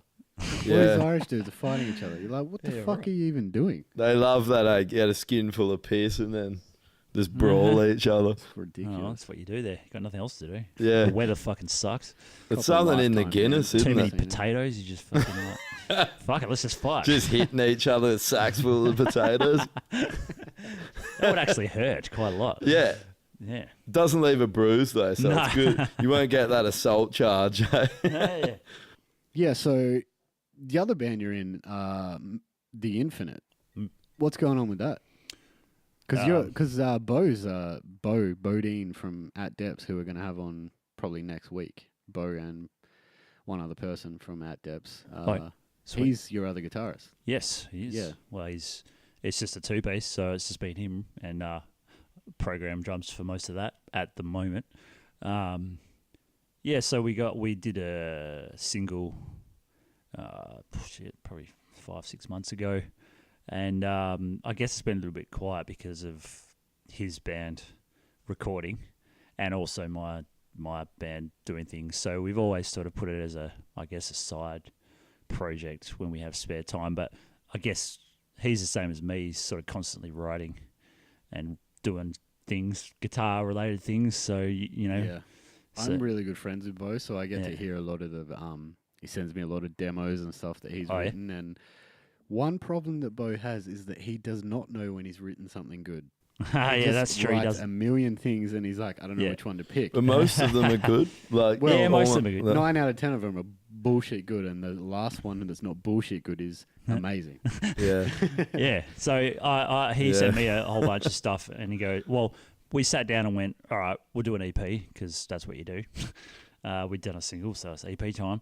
I had a whole bunch of songs. He had a whole bunch of songs. We put them together and just went, look, how about you pick 3 of mine, I'll pick 3 of yours. That way we come up with 6. So I picked 3 that I thought of his that were really good. And then he sort of said, I like these ones of yours. And then the idea was most of them were incomplete, sort of. So we're just literally switching, like, here you go, have my songs, finish them off. And I'm finishing off his songs. So I've done 2 of his. I don't know what he's done with mine. And then we'll sort of come together and see what we come up with. But I've noticed already, like, you know, there's 2 different styles going on because we're different guitarists. And he wrote some pretty hectic stuff, one of the songs I picked of his. And I sort of added melody to it. So, like, I went, all right, instead of adding more craziness to this is hectic, I'm going to put some breathing room in, you know? So I put some breathing room and made it, sort of tried to tie it together. And so far, every time we've heard what the other person's done, we're like, that's fucking awesome, man. You know, like, I would have never thought of doing that. So it's working out pretty well so far. It's just time, you know what it's like. Like, you work a full-time job, you have your own band already, you know, and you've got other responsibilities, like he's buying a new house and whatever else he's doing. Yeah. He gets the keys on Thursday. Is he actually buying a house? Yeah, he's buying. He's already bought it. Yeah, settlement's done. It's all. Yeah. He's getting the keys. He's housewarming party. House destruction warming party. I'm gonna get on his kitchen bench and shit on his stovetop. Shit in his system. Because that's what mates do. Shit. That's what you do at housewarmings. Yeah, but like you said, working a full-time job, like doing a side project is, you know, it's quite hard. Like if you're working a full-time job and you got a full-time band, that's 2 full-time jobs, and throwing a side project, it's like half another full-time job. So if music is, you're lucky enough to, you know, be at the point where you're just touring and that's your full-time job. Yeah. Side project it's still going to be difficult, but might be a little bit easier. But I mean, certainly easier now that the internet's around. You can, that's it. Go to digital recording. Well, you've got your own side project going on, don't you? So it's not really a side project. It's using. What do you reckon? Just some shit that I wrote years ago that I would like to put out. It's going a bit slow at the moment. Trying to that's the way it is. Had to find. Give that a rep too. It's you should. Yeah. If you want to check it out, it's Ziana on Facebook. ZIANA. It's just a solo project. It's songs that I've written over the years that were either mostly too weird or just didn't fit the bands I was in at the time. Sure, yeah. I think they're good songs. Yeah, no, it is good. Check it out. It's really on one of the songs, didn't you? Yeah, so Bodine we were just talking about, as if he's not already fucking talented enough. I chucked a microphone in front of him and he made some pretty impressive angry noises. Yeah, he did. Like, sweet. Where did that even come from? Hey, he doesn't do. Oh no, he does do vocals in in. He does the like, screams. screamy stuff. Yeah. Yeah. He does the One or two. like the I thought gay dudes are yell. supposed to be happy. What happened? He's like an angry. Oh The my God. angriest. he does the like the yell in At Depths, like the Oh, okay. I know what They're you call like that. counterpart style. Yeah. It's very counterparts. Yeah, it sounds Like, fucking cool. He's really good at it. It's like too. an emotional yell. Yeah. Is there and- anything he can't do? Well, I'd never heard him do other vocals, so I was like, hey man, I need someone to do vocals on these because I can't do vocals for shit. Yeah, right. And I was like, can you do other vocals? He's like, oh, I can try. Comes around to my house and just got Satan Smashed in it. his throat. And yeah, we just Awesome. bashed it out. Satan in an does a arvo. lot of good things in this world, you know? You can't believe that bad rap about him. It's true. It's true. Getting in people's throats, yelling, you know? But yeah, he just bashed it out in the Arvo, and I sent it off. And I had a close friend of mine, Rowan, who we talked about last episode, mix it. Oh, yeah. And I was pretty stoked. I got Ackle, the guitarist from Tesseract, to master it. Nice. And he did a fucking amazing job. It sounds really good, and it was a cool experiment because I had to figure out a way to release this because it's a new band. Yeah. I was posting guitar videos and shit, but new band, no one really cares until they hear music. It's yeah. I was like, how do I get this song out? Because if I just release a song with nothing else, no one really cares. You kind of got to do like a lyric video or a film clip or something. But a film clip is way out of the budget for someone it's a solo project. In Yeah. bands, you get to split the cost up. But so I had to teach myself how to animate lyrics and Photoshop backgrounds and Oh, yeah, I animate know all that. this shit to make a lyric video. So Oh, right. You did the lyric video. yeah, I did everything. I produced it. Nice one. Produced everything, did the lyric video. So I learned, just doing this one song, I learned a shitload about production. Sure. Just like things that you don't think about. Like when people hear a song, they're like, oh, there's two guitars, there's a bass, a drummer, and a singer, and a clean singer maybe. But there's so much more there than that. There's so many guitar tracks. There's keyboards backing up, filling in the frequencies that the bass doesn't hit. There's pizzicato strings plucking behind solos and stuff to get those notes to pop out in the mix. Just shit that I'd never really thought about that I really learned, which is really good because we started doing the Light the Dark single and that's been really beneficial. But yeah, the production he's been doing's been on point. Hey, like I'm the same now. Like what he was learning, watching him do it, just all those layers and that, and then when you realize it, you're like, fuck you. You can always hear these things in music, but you sort of realize how many layers go and how many to get that huge production sound. you don't all the really even tricks. hear them. You kind of just like you feel them almost like. Because they're not audible. They're always, you have like two main guitar tracks and a lead, and that's what you really hear. Yeah. But it's the things that aren't audible Yeah. that back everything up, that make those things like, you hear a mix and you're like, holy fuck, that's huge. Yeah. And you're like, it just sounds like two guitars and a bass track. It's all that shit behind. Yeah, and sure. that's stuff that I didn't know. Like, because you go through and you mute all the extra shit and you're like, oh, it sounds like dog shit now. Yeah, that's what true. What were you saying? Cookie had that Asking Alexandria track, like, and Yeah. it had like 40 vocal tracks on it. Yeah, 37 or something 37. crazy. It was the first single they brought out. And with the He's in the Streets. Into the Fire. Yeah, Into the Fire. And yeah. it sounds huge, eh? Like it's such an it's epic not even production. when he sings that Into the Fire bit, that sounds kind of like there's a lot of vocals there. But that's the least vocally heavy part of the song. It's all the verses where it just sounds like one guy singing. It's Let me just actually say, when he sings that Into the Fire bit, I'm like, coming. do that again. Oh, that's a great fucking song. Yeah, it's a banger. A lot of people write that band off, but check out their new album. It's fucking awesome. I It's haven't heard really it. good. Yeah, it is I surprising. fucking haven't listened to much new music, to be honest. I'm a bit like I've really got to catch up, start listening to some new stuff. No, there is some good shit coming out. Check that album out. The vocals he's such a good vocalist. The really well written parts. It's a vocal album. It's not I know you're like a prog dude. It's not proggy. That's all right. Yeah, I'll it's a get into it. great vocal album though. Cool. Some cool drum parts and Catchy stuff as as shit. well. Though. It's really good, really well written album. Yeah, right. Yeah, it's very pop metal though. Yeah. Oh, yeah. Speaking Yeah, of, fair call. sorry, go ahead. Oh, I had a memory I was going to bring up.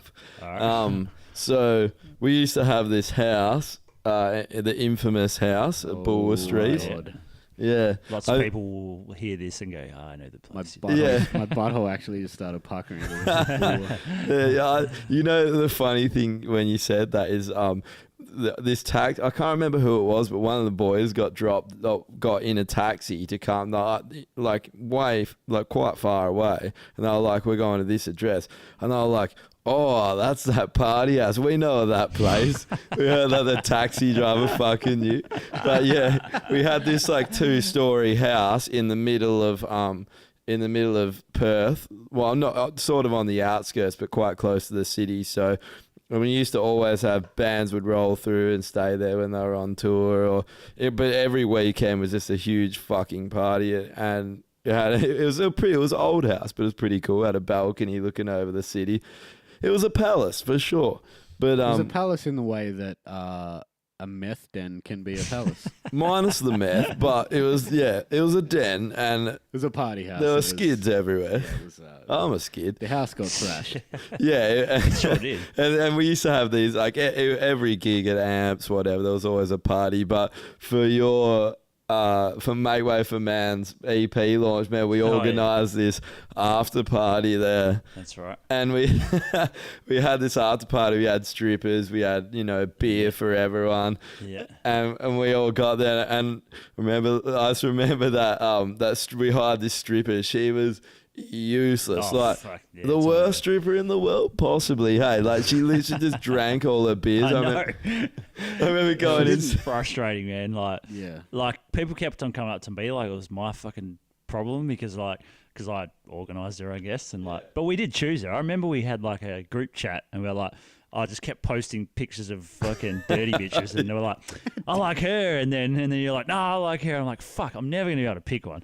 So eventually, I just chose, and obviously, I chose wrong because she was good as far as like. They need to have like a star rating, like totally. Getting beers 1 star. Like, yeah, that's what they need. Yeah, I remember bending over heaps, 5 stars. Getting beer service 1 star. Yeah, I went in there and asked she was a good stripper because she was naked all night. So and that's just a she was supposed to be she was supposed to be there for 2 hours, but we must have just hidden all the clocks in the fucking house because she ended up staying for like 4 fucking hours. No, but that wasn't why, because I went up there like within the first half an hour of her being there, and I went to get a beer. Lindsay's like, no, I think it was Lindsay or it was you. It was like, no, I get her to get you a beer. And I was like, oh, can you get us a beer? And she's just basically like, no, and I'm gonna drink all your beers. And like Dad said, every time I turn around, she's just doing nothing but laughing with people, necking beers, just like.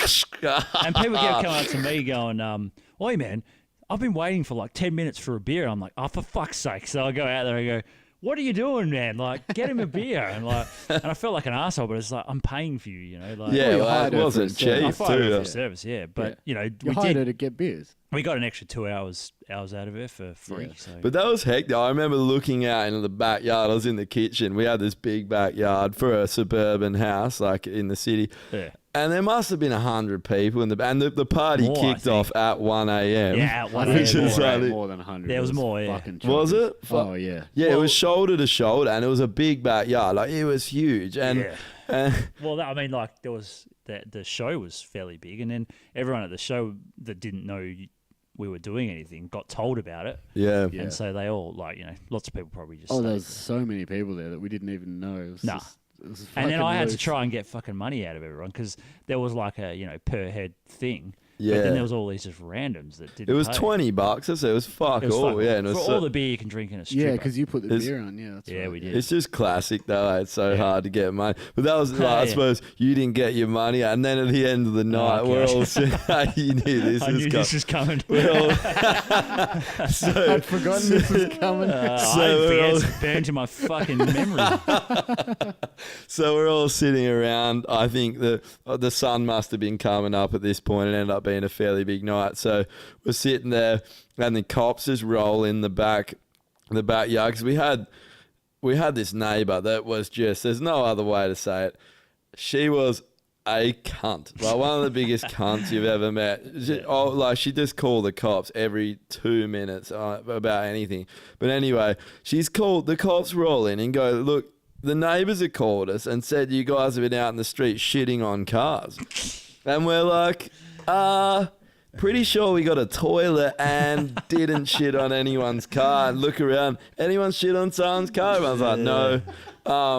So we go out there. And the car's been shat on is Drew's car. Yeah. Drew's car, there's so his car's parked there in between two cars, and it's quite a tight space, and it's, it was dark. Yeah. So to know that his car had been shit on, you would have to have shit on it, because there's no way you'd fucking see this thing when you're walking down the street, and it's this huge shit that's going. Fuck, it was ridiculous, yeah. Yeah, it's like a septic tank's so been what poured you're down. Is that the 70-year-old woman who lived behind I was going to touch on that. Has shit on a car. Well, she's crazy as a shit house rat, and she used to call the fucking cops every time and say she ripped out our fucking fuse box one time, and she was just insane. And then so this time, I was like, she definitely did it, because why would she call the cops, and who would have seen the shit on the car? And why we shit on the car? Wait. This is the shit podcast. There was more than one shit? Yeah, there was more than one shit. Oh, was there? Yeah, there was more than one. Oh, you're joking? Not on my car. Oh, fuck. Imagine if this 70-year-old bitch is just going around shitting on it. The worst of it was that I went home and got a few hours sleep, and I'm like, oh, my car's at Josh's, I better go back and get it. So I Ubered back in the morning at I don't know what time it was, early, like 8 o'clock. I only just had 2 or 3 hours sleep.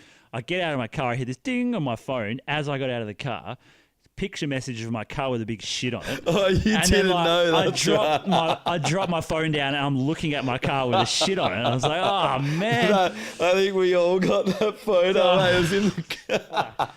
Like right when I got out of the car, and and I was like, what am I going to do? And it was this, there was a sloppiest shit that's all down the grill. It's like someone had kangaroo squatted on the, done a kangaroo squat on the bonnet, and just bang down. And then Chris, I think it was Vardy, goes, oh, there's a car wash spray thing just literally across the road. And I'm like, oh, fuck, all right, I'll take it there. So like, I got in my car and like drove hell slow with this fucking big turd because I didn't want it to like slide up my bonnet. So I'm like driving hell slow. Go on your fan belt, go through the aircon, just get sprayed in the face. And it stunk like shit, obviously. Anyway, so she must have been eating some curry or something. But anyway, I go into the fucking to the car wash thing at like 8 a.m. in the morning, like still hungover as fuck. And start washing it all off, but it didn't. I don't want to get into too much description about it, but it didn't come off that easily to start with. It was like caked on because it'd been on there all night. Like, she probably got the heat gun out and just dried it on there a little bit. Eh? And then and it fucking stunk. And like I just sort of like washed it into the corner, like all into the corner of the car wash. The whole car wash stunk, man, like so bad. Yeah. And then I just went and parked up just outside the car wash and just came back and went, all good. And then like the next person that went in there would have been like, what the fuck happened in here? Like, yeah, Normie, I was talking to Normie when we were down south over the break. Normie was like, he's saying he went with you to wash the car. Oh, yeah. He did, and then he goes, and then as soon as he hit it with water, it just stunk like shit. He's like, I'm out. Yeah, it stunk. It was terrible. I was dry reaching the whole fucking time. Just get off my car for fuck's sake so I can get out of here, Wait, that was 70-year-old shit. And you know what, though? 70-year-old shit. Yeah, well, she has a good fucking diet. Came out of a 70-year-old. The shit had been there. It might have been up there for She might have been constipated for the last 7 years. I'll tell you what, man. She fucking acted like it. She was pretty sour. She might have been an arsehole, but she had a good diet. So, at least that well, she was regular. If she was sloppy, then she's on the wrong end of the Bristol scale. You know what the Bristol scale is? No, what's that? It's a scale for rating the consistency of your turds. Oh, that's epic. One being too hard and 10 being water.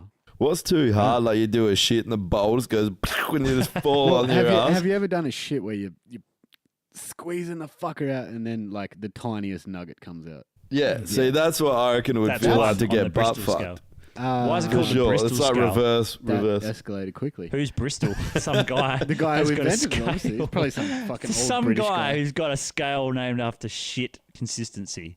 And that's his claim to fame. Yes. I bet it's some old British guy who felt people's turds.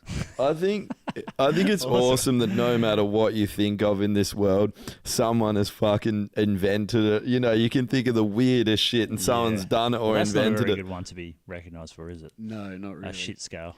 But for Oh, reference, you want to be about a 4. About a 4.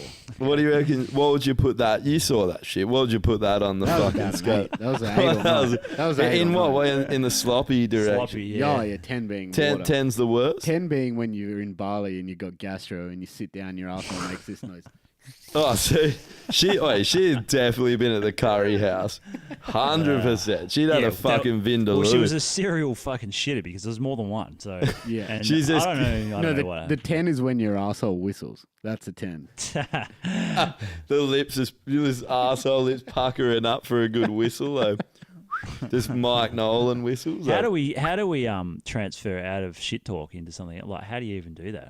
I don't know. That's a good question. That's still one of my Where were we favourite talk- stories. Yeah, though. I know. Yeah, it was pretty brutal. No, Good okay. night though. Besides that, Anyhow, I actually met this fucking dude because of that house, because it was such a renowned party house. That's really? Yeah, it was. yeah, actually, yeah. I think that's how I did as well I think so, yeah. because we already knew each other. From Yeah, me and band Drew stuff. knew each other, and Yeah. somebody brought me to your house.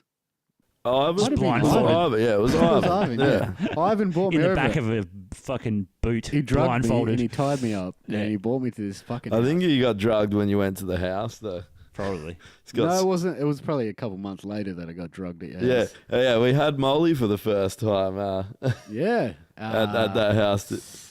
Yeah, you had Scary Molly. experience. That was actually a good Molly. I always used to wonder when I'd go there. Like I'd go there on a Monday arvo, and after work, and I'd walk in, and there'd just be like, I don't think I ever went there and didn't see someone I'd never seen before. Like Oh, I'd yeah. walk in the door and go, Yeah. who the fuck is this guy? Like I've never seen him before. Wait, dude, like I He lived was like there. that, and he I- lived there, no joke. Like this is like why one it got too much in the end. I was fucking laying there one time. And I was asleep. I'd gone to bed, and then some massive African guy. Like this dude was huge. Oh no, he was a Fijian dude. I think he just literally walked into my room, and I was like, "What are you doing, cunt?" And he's Yeah. like, Wow. and I was like, get the fuck out of my room. I was like half asleep, and this dude was huge. And then my brother, Mick, just happened to be walking down the hallway and was like, what the fuck are you doing in his room? Yeah. Because we had that whole section of the house blocked off, everyone came out the back. And he's like, and he started going on, and he started saying something about, but yeah, in my culture, we just walk. And it's like, no. You're just being a cockhead. There's no like getting around that. And it was just, but that shit happened all the time. Like people would walk off the street in my like room and just walk in or case the place. It just got too much. Yeah, So, that is good. because it became such a party house. Dudes would just walk in and be like, yeah, like I heard commotion down the street. So that's yeah. the unfortunate thing. Hey, like being in a central place, you can't really. Yeah, that's true. And also, you grow up and can't be bothered with that shit anymore. Someone else, that's what I true. was spewing. Someone should have taken the fucking torch with that house. We They've done needed it some up, young man. blokes to take that fucking torch. So all I wanted It's to not do bad, was to go around and fuck someone else's house up so I can go home and sleep in a nice bed and not wake up to fucking cigarettes in bottles and like, Yeah. just I can imagine, yeah. shit, like fucked up kitchen. Yeah. Well, that house has been, like you said, it's been done up. It's been now. done up. It's all been fancy. Yeah. up. But we got it fucking tattooed forever. Just fucking- that's a good Fucking memory. Buller Street tattoo. Yeah, You're fucking a deadbeat. Absolute deadbeat. You want to get into some current events? Or do you want to do fan questions first? Yeah, we'll do fan questions first, Alright. I think. So, we did make a Facebook post Yep. to get some questions for Drew. Just read a couple out here. So, all right, this one is ridiculous. I'm going to read this one just because it's fucking ridiculous. All right. Actually, to be fair, most of them are ridiculous. Okay. I'm prepared. Let's go. You know what? Actually, we'll start with a not ridiculous one because that's a mouthful. So we have, We'll probably get an actual proper answer out of the way first. Yeah, we'll get a proper answer. So, Yeah. biggest influence while learning to play guitar. Like what was like? I guess the question is what. And who read the person out? Yeah, sorry. So it's Jackson Robbins. From he's a meat popsicle according to his Facebook profile, who lives in Melbourne, Victoria, from Mildura. Okay. So he wants to know like biggest influence while learning to play. Like, so Sure. what artists did you learn that taught you about guitar, basically? Oh, okay. That Yeah. taught me about.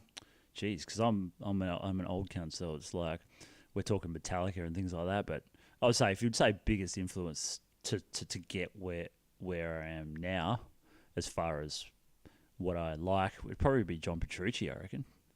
Like first time I heard Dream Theater, I hated it.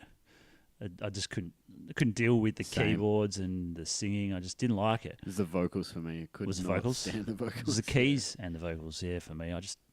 But I loved the odd grooves and the odd timings. I'd never really heard it, so I was like, okay, this is kind of cool, but a bit out there. But all right, actually sat down and learnt some of it, and I find a lot of the time you listen to a band, you may not get into them that much. This is sort of from a musician's perspective, I guess, so you guys can probably relate. And then you actually will learn one of their songs and then really get into the band because you're like, this is way more interesting than I realise, you know? Say, Tesseract for you maybe, or for me it was Dream Theater. I sat down, I mean, there's no denying that they're crazy, but like, I think it was Erotomania was the first song I learnt, and it opened my eyes up to progressive music, basically odd time signatures and odd grooves, which I didn't know anything about, and then Petrucci is sort of was sort of the master of that, you know. So that's what got me onto it, and just the fact that some of the stuff he's playing with ease, like as much as I tried and would sit down and try and learn, you know, the 6 degrees of a turbulence solo or something, I couldn't nail it no matter how many times I tried. And I really liked that about guitarists when they've got that unique a style that it doesn't matter how long you like Tosin. You know, it doesn't matter how long you play or how many years, you're never going to really match what he did. You know, he's got his own unique thing. So there's guitarists out there that have something in their fingers. That's it. Yeah, Tosin. Tosin is one of them. Yeah, but before Tosin, it was for me personally was Petrucci. Yeah, which is probably a lot of guys are similar, but yeah, that's definitely my number one. Would you say that that's a continuing influence? Not so much anymore, no. Yeah, I was going to say, you don't really hear that in your playing so much anymore. Sure. But when we played together in Reflections, some of the demos you showed me back then, yeah, sure. That's 5-6 years ago now. Yeah. Definitely could hear it then. Mm. Yeah. So who would be your modern, the more modern, your most recent, in your what's his name? The Valame guy. Marco Kubo? Yeah, his stuff is pretty next level as well. And it's kind of, I mean, you can hear that it's like, you know, it's not safe to swim without something like that. You know that's crazy. Like, you hear it straight off the bat, you know it's going to be hard to play. But there's, even his more sort of rhythmic-based stuff is very intricate and really, like, you can tell it's him, you know, and he's got his own style, and it's quite tricky to play, and he really nails it. Like, it live, you see with the playthroughs and stuff. I think he's very underrated. Like, as far as the band in general, he's not underrated because they're a big band. But as a individually a guitarist, I think he's underrated. Just because he doesn't smash out solos like a Tosin does, or, you know, another solo guy. What do you reckon of their new album? It's pretty cool. I haven't listened to it that much because I haven't listened to much new music at all. But of what I've heard, I like it. I'm kind of more an old Valame guy. I like the old vocalist better than the new guy. Hail Satan, you are so right. Yeah, but not many of people agree, man. Like, if you ask them, they don't. I really like the new guy too. He's great. Oh, yeah. But if I had to pick, I'd like to stick with the original. But guy. even the old style, like, it's changed a bit, which is fine because that's what bands do, and of course. you have to. But like, so those first 2 albums, I think I don't really know the first 3, because technically they have a third one called All Things Set Aside, which is more like a demo, but it's like 9 songs, so it's an album. Okay. But it's the production's not great, and right. it's it's just not great. Yeah, okay. But some of the songs on All Things Set Aside are on Common Man's Collapse. Oh, right. Like Entry Level Exit Wounds. Oh, yeah.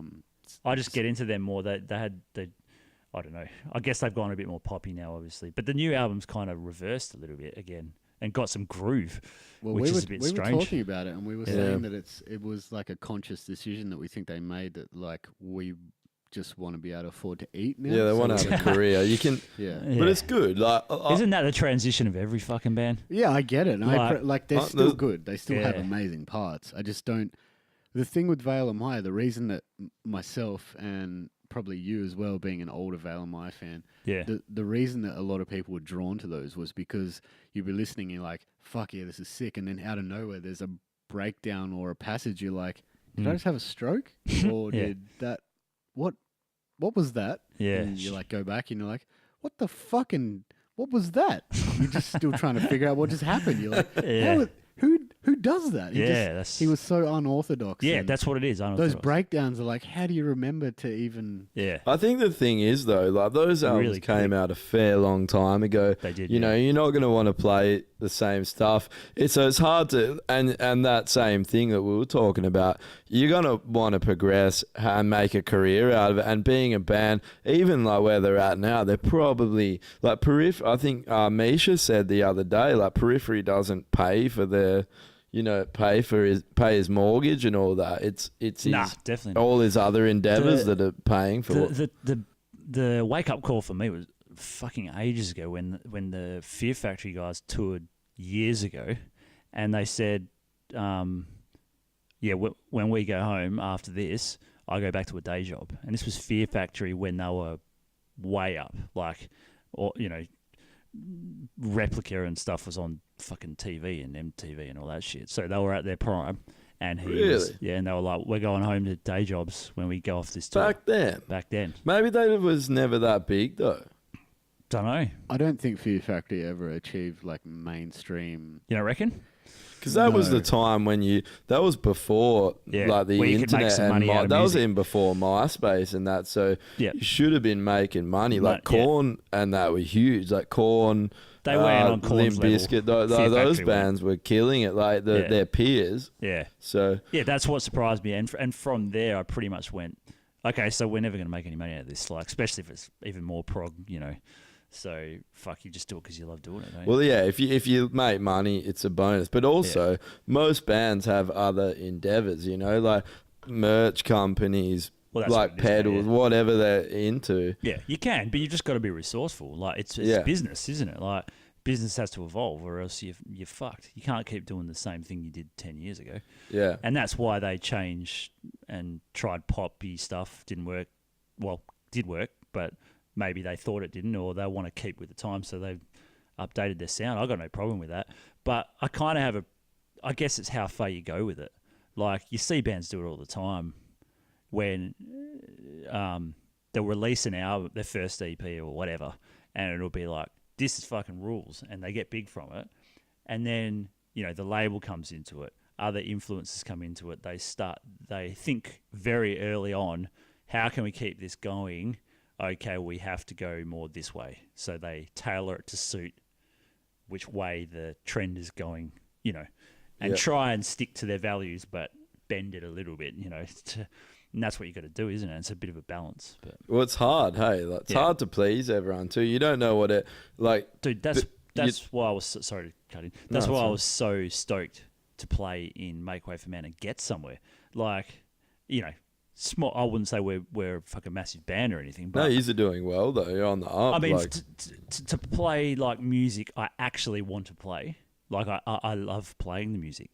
I'm not sacrificing anything. Maybe like some time signatures here and there that I may have wanted to keep. That they're like, dude, that's a bit too messed up. People aren't going to like that. But I think I can sacrifice that. But that's also just being in a band with that. It's never like the Drew show or the Adam show or the Jimmy show or whatever, It's true, yeah. Every single band, that's what makes a band unique, like what we were talking about before. Yeah. Is everyone collaborating, bringing their own thing to it. Well, that's what's cool. You're doing what you want to do. So, like, I mean, you're not...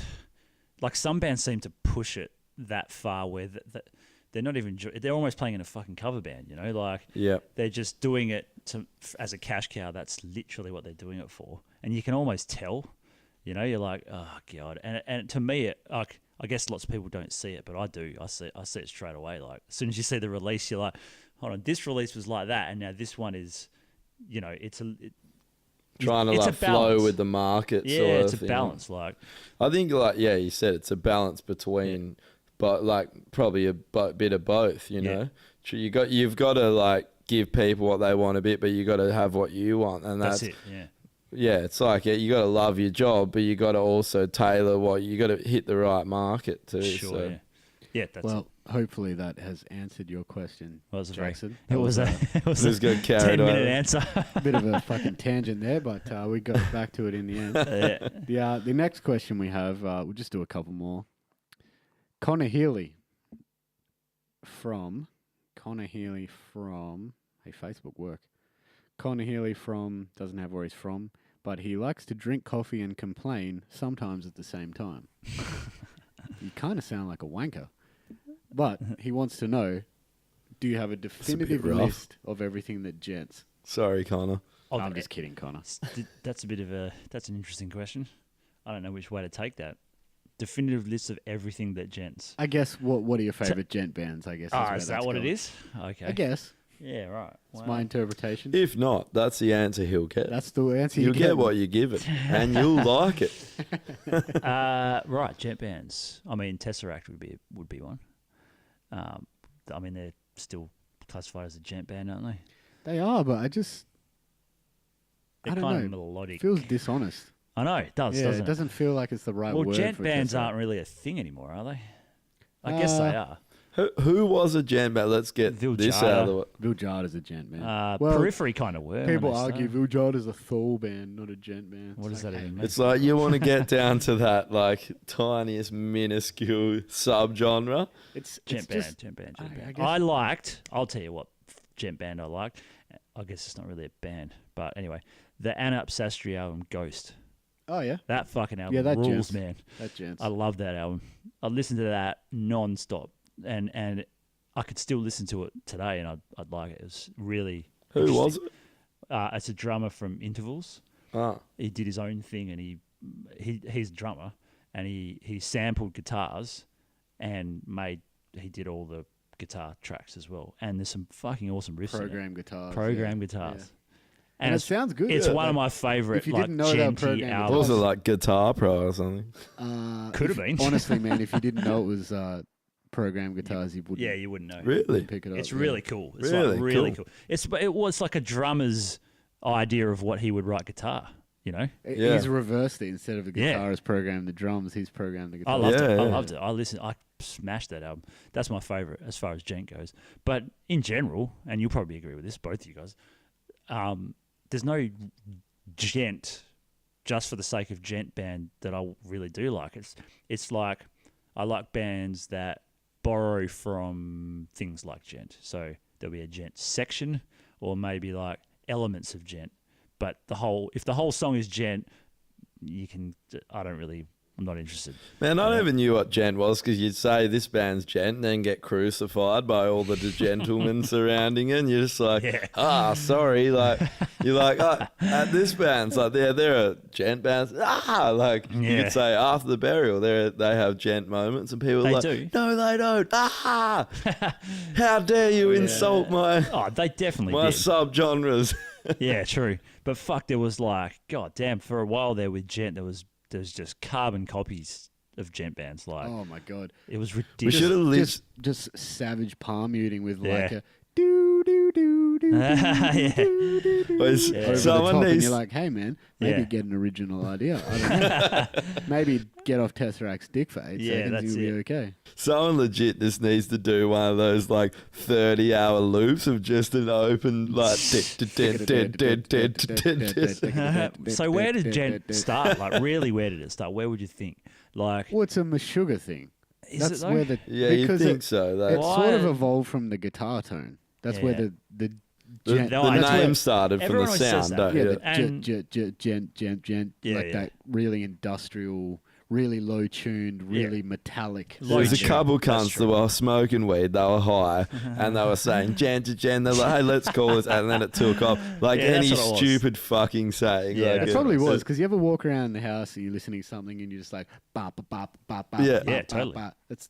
I'm sure that's what happened. Like when you Yeah. walk around the house, you're like, ba ba da ba da ba da do ba do da. I like the drummer in that guy in Hanson. She's pretty hot, actually. Wait, no joke, man. When we were young, like one of our mates, well, we must have been really Not young, just year you, 7. Trust me, everybody. thought- Yeah, everyone said, but he comes up and he's like, man, that middle one, she's banging, eh? She's so hot. And everyone was just like, Oh dear. 10-year-old boy. yeah. He's like, I'm a 10-year-old boy. And we're like, no, that's fair enough. Yeah, we were just like, bro, that's. I remember debating definitely- with my cousins because I must have been 10 or so when Hanson came out, and I remember debating with my cousins that they thought he was a girl, and I was like, it's a fucking dude. Trust me. Watched their DVD 100 times. I was balls deep in Hanson. Yeah. Who was it? Who wasn't? And You're a liar I if was you like, weren't. it's a dude. Trust me, it's a fucking dude. Yeah. But yeah, no, they continued their fantasy for a while. They're all actually gay now, but no, I'm kidding them. Everyone like Hans. It'd be one of those things you put on. You just feel like, what is this shit song? You're Next like, minute, everyone's shuffling. yeah, you're like, fuck, no one's looking. Let's do some It's like Gent Queen. Hanson. Everyone's like, oh, fucking Queen. I'm so sick of Queen. Galileo. It's like the village people. New Year's Eve comes and you're just like, you young man. Yeah. That's right. Fuck, that Gotta was on loop for like Yeah, 10 minutes. Yeah, we've got a It's bit of a- a tradition with our friends that New Year's New Year's Eve. Eve is YMCA's. YMCA. Yeah, on the dot as soon as I don't know why it started as a joke when me and Jake were in Greece just talking shit. And that came up, and then it just started on New Year's Eve now every single time. It's been 3 years in a row, so hopefully we can keep that going till we're fucking dead. Hopefully. I might even try and get the rights and play it on the podcast to annoy him on New Year's On New Eve. Year's, yeah. If we do a New Year's Eve podcast, we won't. We'll be Right. wasted. So hopefully that answers your question. Does it, gent? We don't Yeah. really know. No. Does Nobody anything, really- Jeff? Nobody really knows, yeah. Right, we'll do one more question because this one's a long one, and all it'll right. take you on an emotional ride. And I think this will speak Okay. out to the people listening. Actually, Strap in. this might be copy pasta. Actually, so Oh, it's Italian then. That was actually racist, and I'm triggered. So, when Paul Walker goes to Vin Diesel's house party in the Fast and the Furious 1, they're playing I've Got Hosed by Ludacris on the stereo. Okay. But in Fast and the Furious 2, or Too Fast, Too Furious, I should say, Ludacris appears as a street racer named Tej Parker. So in the Fast and the Furious universe, who sung I've Got Hosed? Was it Tej or was it Ludacris? So does Ludacris exist in that Fast and the Furious universe? I'm confused already. And if not, what happened to the hose? First of all, who asked this fucking question, and may I punch them in the head? Oh, let's tee up a fight. I've definitely had a couple too many beers to even bother thinking about it. Second of was, all, yeah, same, yeah, fuck. Philip Pecker. Becca. That's a great last That's how name. you pronounce that. P-E-K-R-R-A-R. Either way, it's Pekka. Pekka. It's Pekka now. It's Pecker now, sorry. For asking that question, In high school, Pekka. it would have been fucking. I believe that he's the guitarist from Anavar, who just released an EP, actually. Oh, yeah, right, I've heard of him. Yeah, not bad. Yeah. Not bad. Good band. All Don't mind it. right, doesn't to answer know. your question, I've literally only seen the last Fast and Furious. 7 Fast, 7 Seven, Furious. yeah, the 7 one. I don't know why I even fucking put it on. I got about halfway through and just went, yeah, fuck this. I'm not into this shit. and that was it. So I'm not really familiar with Fast and the Furious So aspects. Ludacris is in limbo. Nobody knows Yeah. if he exists or not. Yeah. God damn. that's ludicrous. Ludacris is still around though, isn't he? As in, he's still fucking raps. Still making music? Yeah, he's still making music. Pretty sure. Dad dad rap? Is that Dad what it rap? is? No, only dad Dap? rock, man. Dad rock. Is not there dad such? rap. There's no dad rap. Pretty sure There's there no is. No, there'd have No, to there be is dad because rap by Eminem now. is dad rap. Eminem's dad rap? Yeah. Nah, Eminem's not dad It rap. is the apparently fuck it out. is. I That's would, what I people would have have been said saying. that Public Enemy's dad He's rap. fucking 40 something, like late. mid- Public Enemy, it has to be dad Like rap. And Will- Ice Cube. Ice Cube's dad rap. Will Smith in the 90s. Will, That's wait, dad rap. Will Smith, That's you dad just rap. nailed it. That Yeah. is fucking That's- dad I rap. wanted to do a cover of that Boom Shake the Room song, like a metal version. That would But actually no one be agreed cool. with me. They looked at me like I was a dick. It was just fair enough, I guess. But That shit's funny. That shit Yeah. always ends up working out. yeah, I wonder if it would. It could either go somewhere or really bomb. I don't know which way that would go, but yeah.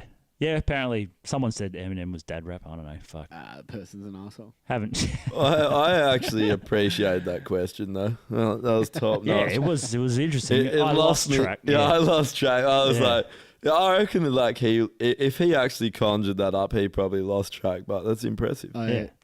I hope it's copy pasta because if he actually thought about that deeply, I feel sorry for him. No, I hope he did think about it. I like it when people go way deeply into meaningless shit. It's impressive Has- to me. Vin Diesel been in every Fast and the Furious. Obviously, the other dude was only up to like number 5 and then no longer exists. Or are they Yeah. slowly trying to replace him with The Rock? They're like, we'll get this other bald guy that's 'cause way The Rock bigger. was in the one that I saw. Yeah. Vin Diesel, pretty sure owns the rights to it now. He directed the last like. Don't 3. they I have met beef Vin as Diesel. well? You, What? I yeah, met Vin Diesel. yeah. And I had no idea who he was. no, This Yeah. was fucking years ago. I was going out with this chick, and she knew who he was. I had no idea. So this is like, what was the first? He did that. Where were you? Triple X. was it Here. or something? Yeah, Triple X. Yeah, he was here. He was in Scarborough Beach, Oh. and Oh, no shit. yeah. Was I- he filming something here? I or- guess so. I don't know. I also met what's his name? Fuck. I should know the guy's name, but I'm not really up with pop. Drake. Oh, Drake. Yeah, Ah. I had no idea who he was either, Jesus. because I was living in the city and he was playing at the new stadium, and there was Yeah, this, right. he was with Oh, this- yeah, you told us. yeah, he was with about these that, two yeah. big black dudes, and I'm like, "Fuck is this guy?" And he just said, "Hey man," and I'm like, "How you going?" What the fuck? And then like I could hear the music that night, and then it just sort of clicked. And I asked my housemate, who was my guitarist, and I go, "Oh, who's playing at the thing?" And he goes, "I don't know, some black rapper dude." And I'm like, "Oh, I met that guy." Do you think it was shocked he like talked to you and you didn't know who he was? Yeah, well, when I found out, I was just like, "Oh, okay, cool." He's Canadian, so he's he? super polite. Yeah, he's Canadian, Drake. I don't know, honestly. He wears fucking. Yeah, pretty sure he's Canadian. Yeah. Yeah, right. I don't know. He's Anyway, polite as fuck. He's got to keep that Canadian. Yeah. He's probably sorry that he didn't introduce himself. yeah. Chase probably you down the pissed. street. He probably pissed I didn't know who he I'm was. Sorry. No, he wouldn't be if he's Canadian. Oh yeah, that's true. Wait, so current events. I'm gonna take a piss. Take a hot, steaming piss. Yeah, it's We're gonna- definitely We're going to Piss cross time. swords 3 ways. and Yeah. We'll come back with some three-way current events. sword fight. 3 musketeers. Let's do this. So we'll go through some current events. Yeah. Got him in front of you there, don't you? I do. I think the fucking elephant in the room is Is that going to The be the topic of first the one? day. well. Is that the first one we're going to address? Maybe we should Yeah, address it start with first. the big. Start with the Start with the big. big. ones, eh? I think it's yeah, everyone in Australia is kind of reeling a little bit in the music scene. Yeah, everyone would have Yeah. heard about it. I mean, we Drew had heard about it today too. Yeah. The saga going on with Alpha Wolf right now. Yeah. Yes. So there's been some other bands that have been accused. I mean, there's been a lot of bands recently, and I think someone I knew said to me, it's kind of exhausting because there's accusations every day. It's a different celebrity. It's a different whoever. It's hard to keep up with it all. And like, I want to preface what we're about to talk about with, yes, it's exhausting because there's a lot of shit coming out, but it's not exhausting because these are people who have been assaulted. So you have to appreciate that, yes, it's good that these people are coming out.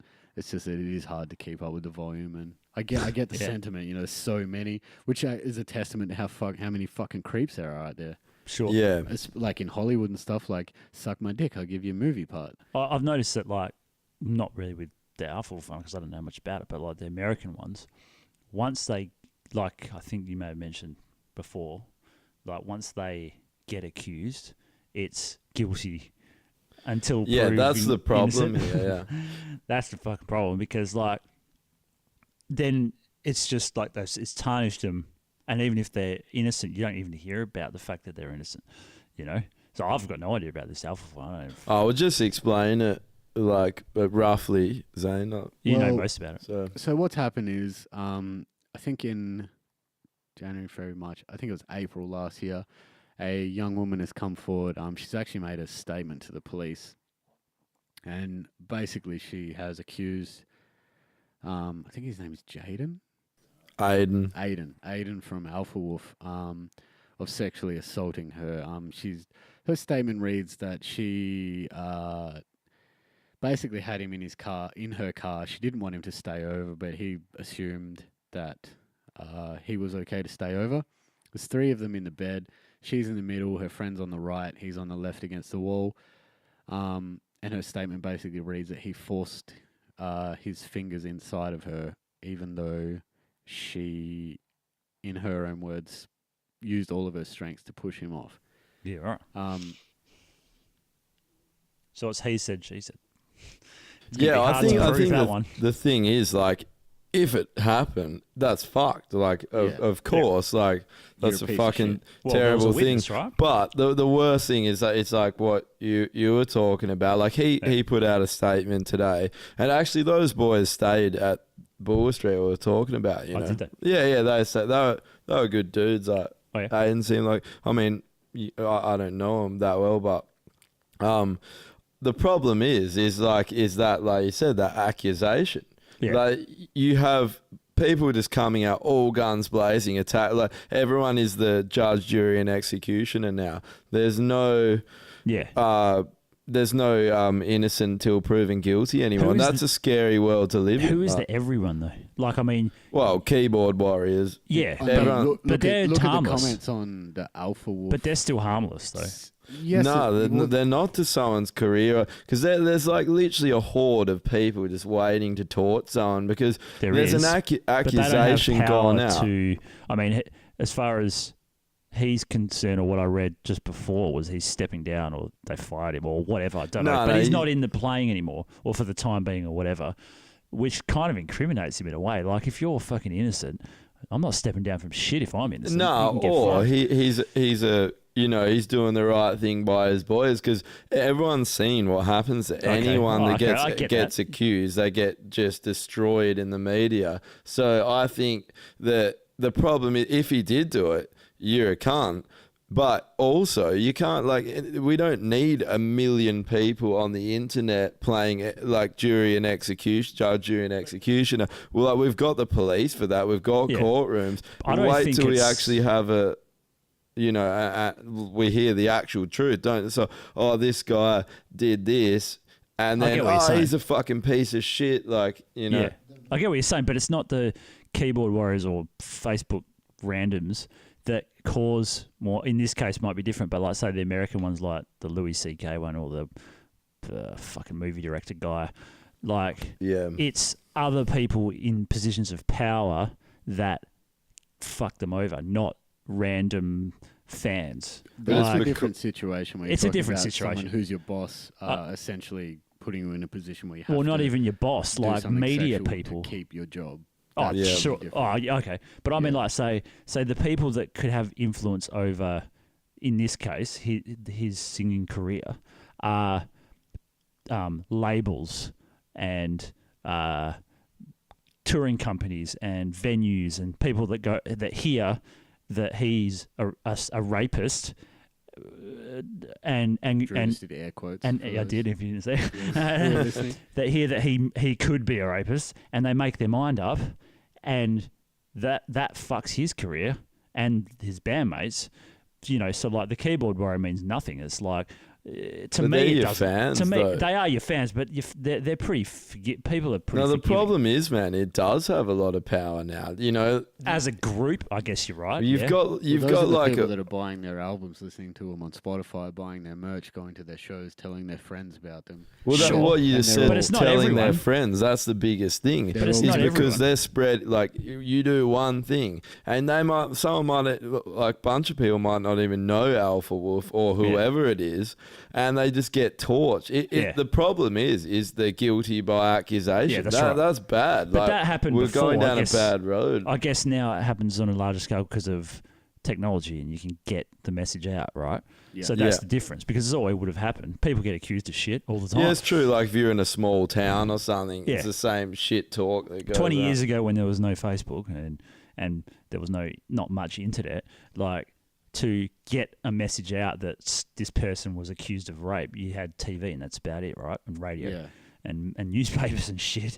Like, now it can be viral within an hour. So, like, normally we wouldn't have found out about this for maybe ever, because all we've heard about it from a mate that was in Melbourne or whatever. If he did what she's saying, then you're a creep and you're a piece of shit. Yeah, Don't do those things. Yeah. But one thing that struck me about the police report was, by her own admission, her friend next to her had no idea what was going on. He was playing a game on his phone. Right. Maybe she's so terrified she's frozen up, because that does happen. People get fucking so scared they can't move. That does happen. But she said that to get him to stop, she pulled his hand up and used her fingertips to run along his arm. Okay. And to me, I would think that that's something I do to somebody that I'm cuddling with, not somebody who I'm threatened by. It just sounds like shitty communication between the two. Yeah, and sure.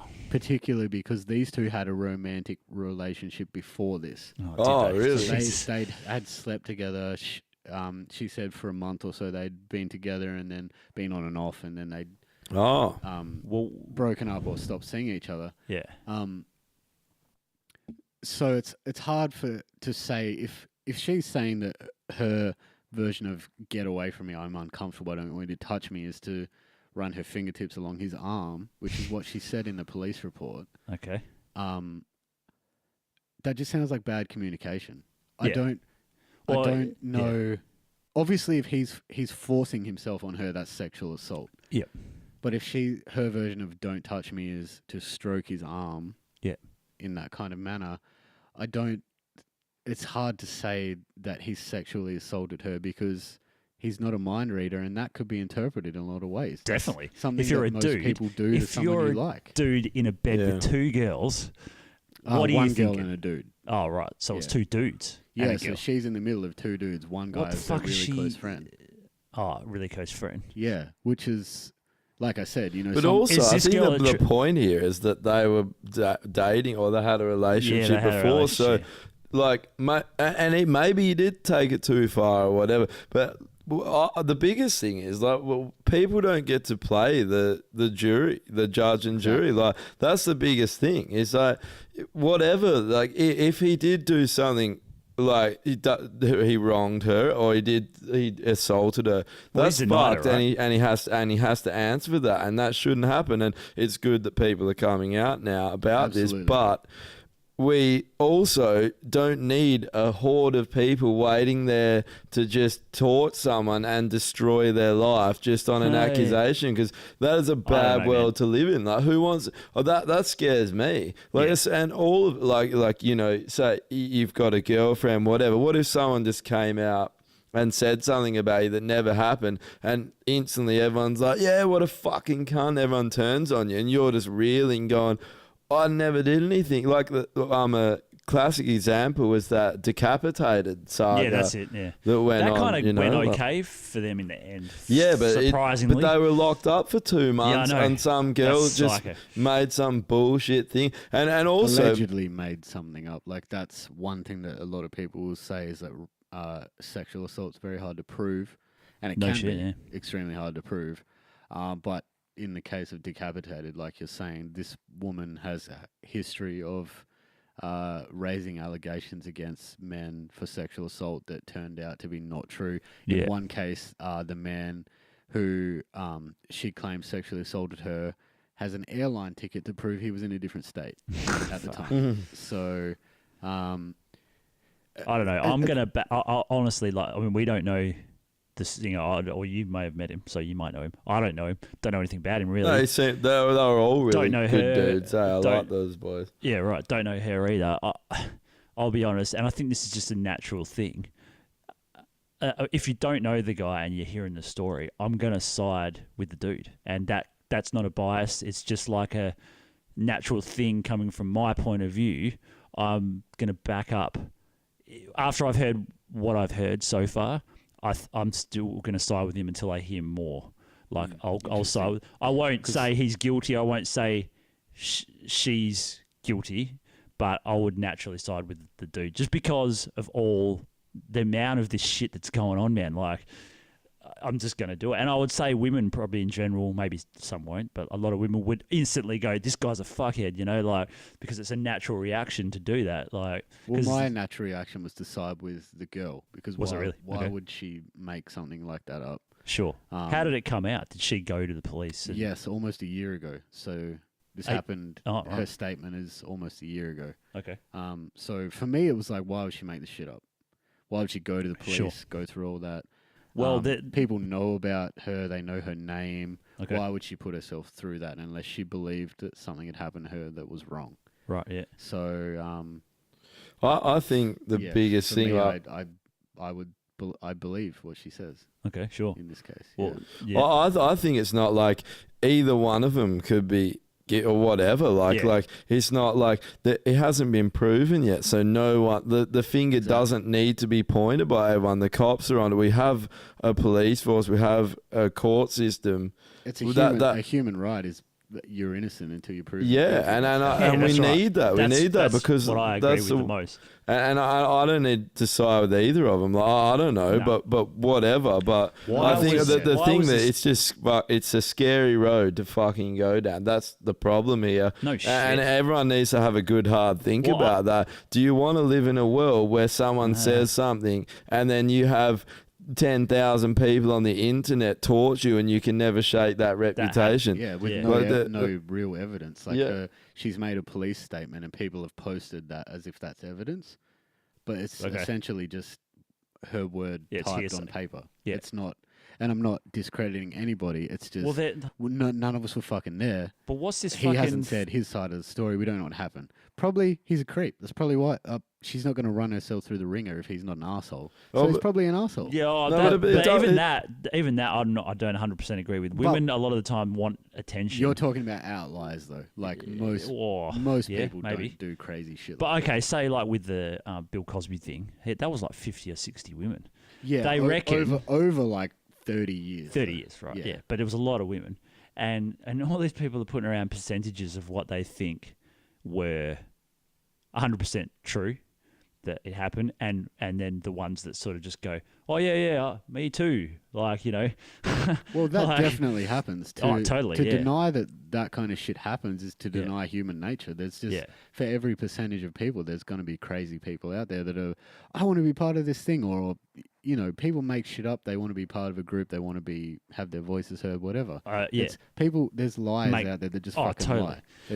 I think there's been times when you've had an ex-girlfriend at some point and you've literally gone, whoa, I can't believe you just did what you just did. Like, you know, like that was fucking crazy. Or someone, you know, you're like, that's so, and that's what happens in certain situations. People do things like that you just can't even believe someone would do. Yeah, well, men and women just do crazy shit. I think that the biggest put holes in walls and shit. No, but no one's worse. Like men and like you can find a woman and man that equally done fucked up, you know, fucked up things. I think the biggest problem is even, you know, the small percentage of whatever. Say it's 1% even of people of women or whatever, whoever's accusing men, whatever, is lying about it. That's like, if it goes to court and they can actually, you know, like have a chance to prove they're innocent, that's fine. But even if it's 1% and there's all these people waiting to destroy them on the first accusation, that 1%, that's unjust. And like if you're waiting there just torching someone on the first accusation, you know, because you feel in your heart that happened, that's shit, and you're contributing to fucking fucking someone's life up when maybe they didn't do it? How about wait till it has been proved? And because at the end of the day, what does it matter? You're like, why are you on the internet trying to taunt someone, you know, because and ruin their career, whatever? If they did do it, they don't deserve to be there. They deserve to be locked up or whatever for doing fucked up things. But if they didn't do it, they don't deserve to have all these people just fucking destroy their reputation and their livelihood just because they want to be in the limelight or want to jump on some fucking bandwagon that's rolling past, you know? Like it's unfair and it's wrong. Like you said, you got to wait for the all the info to come out, but then at the same time, like you said, it's hearsay.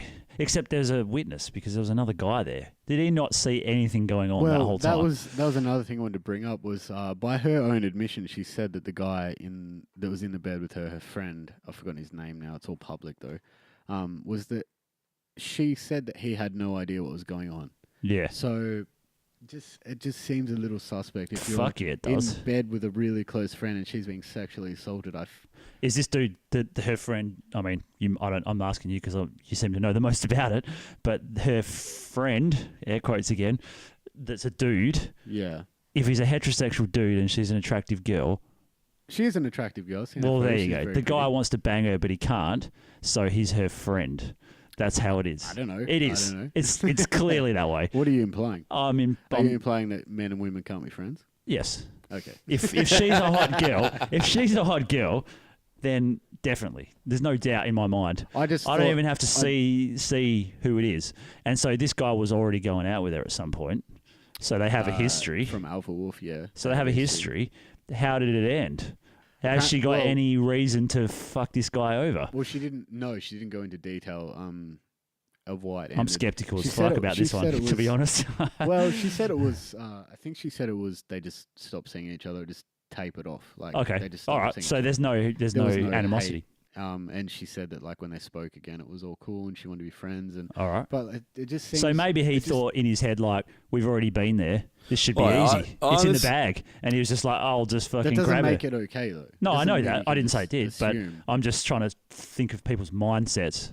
I think like we're going too much into this, like, probably like everyone else is, like, you know, because we don't want to jump to conclusions. I think the fact of the matter is it's more the point to be made here, you know, that like the accusation came out like this week and he's already had to leave his band and he's already labelled a rapist and a terrible person. But if it does come out, well, he deserves that label, but if it doesn't, if it comes out that he was innocent, because everyone deserves that fucking chance. Technically, well then like everyone's ruined his career and all that, like, and that's fucked, and that this is happening everywhere. And everyone needs to have a fucking think about it. It should be under wraps. There should be literally a clause that says, or a statement at least, when you give your statement, until this is sorted, you're not saying anything, or we're throwing the case out completely. Yeah, because why is it in the public eye? Like when it's going on, once it goes to like a trial or something, then it's going to be out. This hasn't been in the public eye. It's in the public eye because she took photos of the statement she made to the police and put them on Facebook. Oh fuck! That's annoying. That's annoying me even more. I think she felt like she obviously feels like she was assaulted. Sure. Otherwise, she wouldn't bring this up. Yeah. And she feels like the police are not doing... Okay. Yeah, that's justice. fair enough. If you think they're not doing their job right, I'd do the same. I'd fucking post photos. But if that's what she's done, if that's what it's about, if that's why she did it... I mean, like reading her comments, reading the statement and stuff, I have no reason to not believe this person. I really think... Yeah, right. Okay. Why would you, I just don't know why would you make this up? But you know, even his statement, he put out a statement today, which was weak. Was it? No, it wasn't that. But it's just said like, you know, like I'll prove or whatever, the truth will come out in the end. And you know, maybe that's bullshit or maybe not. You know, but like usually a guilty guy would just fade off into the background. But you know, if he is guilty, well, fuck that guy. But if not, like. You know, even if he is guilty, and this is gonna, you know, be a bit of a random statement, but if it, I'm not gonna say anything bad. Even if he is guilty, this is just a question: does he deserve to he deserves to go to jail? Maybe, perhaps, for a while. Yes. Okay, so he goes to jail, does Well, his sexual time. assault, I think, for sure. Whatever Yes. the time is. Say if it was definitely true, he has to go to jail. Should he lose his job as a singer? Like, obviously, he had to if he goes to jail. Does that Well, I don't has thi- that got anything to do with his That- No, music it's not a something career? matter of should he. I think it's just Yeah. a matter of people. Like once Well, you're I'm just asking that, the question. if you're Do in the you think he public should? eye, people just are like, "Fuck you." Like I Yeah. would be too. Like I it's think like it's unrelated. yeah, Like, but I think it's totally unrelated. It's like but you're gonna lose A guy the goes- favor of the public. Like once Sure. you've done something like that, because everyone's like, well, "Yeah, some fuck people you." get it. Michael Jackson touched a fuckload of kids and he fucking went all right. Allegedly. Oh, he definitely did. Allegedly. the problem is, if Alpha Wolf keep him as a singer, Yeah. the message they're sending to their fan base is that we have no problem with what he did. Allegedly. Allegedly. No, but if he's I'm talking about if he's proven guilty. Yeah, okay. Yeah, for sure. I don't know. They're basically saying, okay, our singer's a convicted sexual assault guy, Yeah. and we're keeping him because he's a good singer. So we're saying him being a good singer means more to us than him being a creep. And I think that's not fair cool. enough. I But don't like think that's cool. I But don't know, man. I'm on- before he gets kicked, like now, when it has nothing's been proven, it's just all alleged. Everything's allegedly. I don't think like it is wrong for him to get kicked out or him to have now, to leave yeah. and have his career destroyed. Well, because we're kinda- if it comes out that he didn't do it, I'm like, Yeah, that's that true. guy's like, if that was me and someone accused me of it, and you know, I'd be like, fuck you, because obviously you good friends that know that you're not that kind of person wouldn't do shit like that. But imagine if some crazy person just, I'm not we're saying talking she about is. It could. hypothetically. Oh yeah, hypothetically. That he did do it.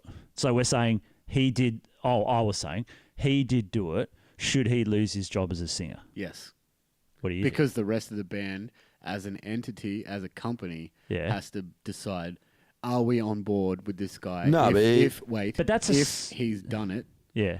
and we all think that he has, as a group, Right. then you have to say, "Fuck you, get out of the band." If you honestly believe that he hasn't done it, and you ask him the question, he says, "No, I didn't do it," and then you believe But him. how is this? What I'm asking is how is? I mean, it's a pretty serious thing to fucking sexually assault someone, even though this situation is it's not like he went up to a random on the street, bashed her over the head, and raped the shit out of her. So if he did that, okay. But like this situation seems to me like even if he is guilty, how has that got anything to do? Say if he was an employee at a company, or this case he's a band singer. No, but Has it got anything to do no, with but it? it's Not not- really. it- And how can you associate the other guys and put this guilt trip on them for keeping him? I just don't. No, think I don't think. I think it's his, more. It's his issue, not the whole band's issue. But it's the band's choice. I think it comes. It's a down- choice. There's no like. But I'm choosing this singer, like you said, because he's a good singer, it and sends a message. it's though. got nothing to do. I don't. All right, this sounds bad, but what he does in his recreational time, it doesn't concern me. No, All but that I think- concerns me is that he rocks up on time and sings. No, but if a guy's a rapist or whatever, If he's you're what- not going to yeah. hang out with Okay, him. he's And not that's the thing. So you're going to fuck him Is off. he a rapist though? What no, did he no, do? no. Depends So- how you define rape. Because if you go Sure. to Europe, what he did is rape. Okay. Because he forced himself inside another person. Yeah. But also that's fucked. And to be honest, you don't hang out with guys like that. I don't. None of I us wouldn't, hang out with nah. people like that. So Well, we the would know. but it'll come down like if everyone in the band are rapists or people that do that shit. Yeah, you'd have him on board, but you're not that kind of guy. None of us are. Nah, of So course not. it comes down to the band. There's no book like law that says, hey, you have to kick this guy out of the band after he's been convicted. It's just Nah. like, I don't want to hang out with this cunt because Yeah, he's a fuckhead. I don't wanna hang out It's with him. like I if you understand that. had a dude in your band that's just Yeah. like you're not going to be friends with No, you with a wouldn't. dude like that. So No, you naturally wouldn't want a It's- rapist in your band. Yeah. I wouldn't call this guy a fucking rapist though. no, Like, but even if he was Oh, guilty of it and he did it, I would it's say still, he's a major fucking creep to call him a rapist. Well, how many times has he done this? Like how many? That's another thing. How many? yeah, exactly. Like, has he done Is this to his other first women? offence? This could be a case of he's been with this girl before. He thought. Yeah. He thought certain Yeah, there's a signals lot of that- That's what I factors reckon he that- did. Yeah, He was in bed with her. It was late at night. They were drunk, and he was already with her at some time before. This is all speculating. Like, I'm just trying to picture from a man's point of view, man. If there's a hot girl in bed next to you, and you think you're in because you've got this warped thing that you're like, oh, I'm in. She was flirting with me all night when she wasn't at all. But you, in your head, you got signals that you thought she was. So you have a go. In this case, that's what he did. He didn't have sex with her, so something stopped it. He obviously got the signal halfway through trying to do it.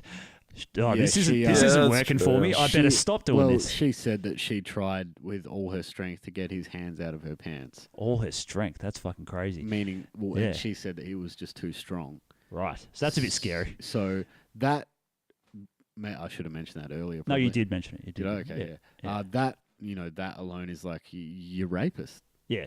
Oh no, I think we're like getting away from the fact here. Like, I don't think this specific thing matters. You know, it's a thing close to us and in the music we play and you know the scene we're in. But I think it's the point. Like, people shouldn't just be torching people. That's what it comes down to on an accusation, and that's what Josh is trying to say is not torching. The point you're trying to make is, this guy's been accused of doing something horrible. If he did those things, he's a fucking piece of shit, and he should be met with consequences. Yeah, but the problem is, you can't just assume that somebody's guilty because somebody accused them of something. I'm more worried about the repercussions. I'll go one step further than that. Younger dudes growing up now, and I've talked to girls that go on dates and they don't know what the fuck to do. And they will go like, here's your jacket kind of thing. This is small shit. And they'll be like, what the fuck are you doing? Or like, open your door or something like that for someone. So like, when they get all these rape, what do you think dudes are going to do? They're just going to back off and go, I'm not fucking going home with you. No, don't get away from me kind of thing. Like, I don't want to be accused of rape. It's like that, like we joke about this, but that's what worries me. Well, you know that South Park episode where it's a joke, but the principal PC is walking around into the dormitories going, you know, you guys sign your release forms or whatever. And it's a joke, but that's where we're heading because... Definitely, man. Like, and that's with this accusation stuff where two people that are like drunk on a night that are consensual won't even just be able to hook up guilt-free. Like, so which is it though? Is it now the climate is such that people that were raped can talk about it easier, or is it these people just fucking going, oh yeah, let's jump on this bandwagon kind of thing? Which one is it? No, I think it always goes too far one way and then it comes back and everybody meets in the middle, and it always pushes one way. That's why you have at the moment you have the crazy fucking left wing and the alt-right. It always pushes each way. I think like with all these sexual assault rape allegations from Hollywood music, all of that stuff, Alpha Wolf and all that, it's a good thing. It's a net good thing. Yeah. Is that women can feel better about coming out and saying this guy fucking did this horrible fucking thing to me and he's a piece of shit, and they don't feel like I can't tell anyone because nobody will believe me. That's a good thing. I think that's a great thing. I don't think anybody's disputing that's a great thing. The problem I have with the whole thing is, and I think everybody here has with the whole thing, is that somebody says something and it becomes truth before there's any proof or any sort of trial. No one said anything about it. It's crazy to the point where somebody on the internet says something like, or something I said earlier to Josh was, someone can go on the internet on Reddit and make a thread about how Tom Cruise molested them when they were a kid, completely fictionally. Doesn't matter. Nah. The next day, Tom Cruise will be a pedophile. Yeah. Because someone's made that accusation. You can't take a pedophile accusation back. No, you can't. You can't take a rapist accusation back either. Well, it sounds like Hollywood at the moment. It sounds like it's the fucking rape capital of the world. Like, I think it's just that's what it sounds like. It's out of control. What's happened is they've swept it under not? The rug for so long, and somebody's just grabbed that rug and fucking run off with it, and everyone's like, "What are all these rapes on the floor in my lounge room?" The other thing is, this is the flip that's what side. we're dealing with. Because everyone always, like you said, swings one way, and at the moment, to me, it seems like there's obviously legit people that were assaulted, but it seems to swung that one way, which we're kind of all talking about. Like, it swung more to the way of accusations. It's always these guys in some form of power, like musicians. Well, that's something different to what we're talking about with Alpha Wolf, but yeah. okay, sure. Yeah. Like, I guess we are. It's just the subject. He didn't have power over this. He's not her employer or something. No, I mean power as in he's a singer of a fucking successful band. There's a reason why more females are attracted to him, or he's in positions where this shit could happen.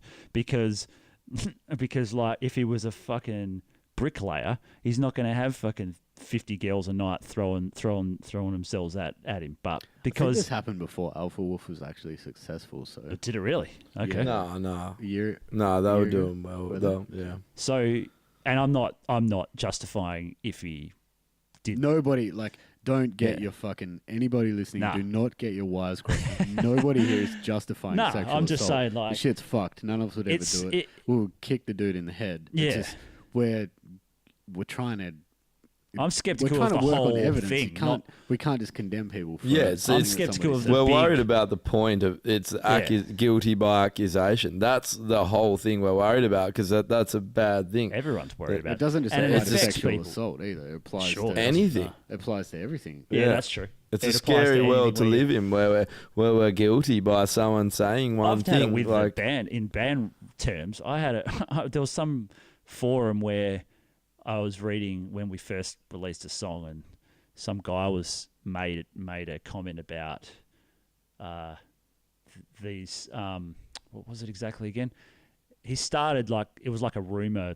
Basically, it was like, oh, this guy used to live here, like say in Queensland, and none of us had. And he just wrote that, and then some others, oh, whereabouts in Queensland? And there was this whole fucking thing that just went on for ages, and I was like, what? This doesn't exist. Like, so imagine being on we'll go past Alpha and say like a Bill Cosby thing or some shit. Imagine the amount of bullshit that goes on about him in not even the rape context, in just a general making up shit. Like, Yeah. it would happen so much. That's what I was saying before. There's always Yeah. people who make up some crazy shit like, Yeah. oh, I fucking met Bill Cosby and he was a hell dickhead to me. Yeah, Just sure. seems innocent enough, but then Bill Cosby's like, I fucking heard you say that shit on Twitter. Hmm. You live in Arkansas.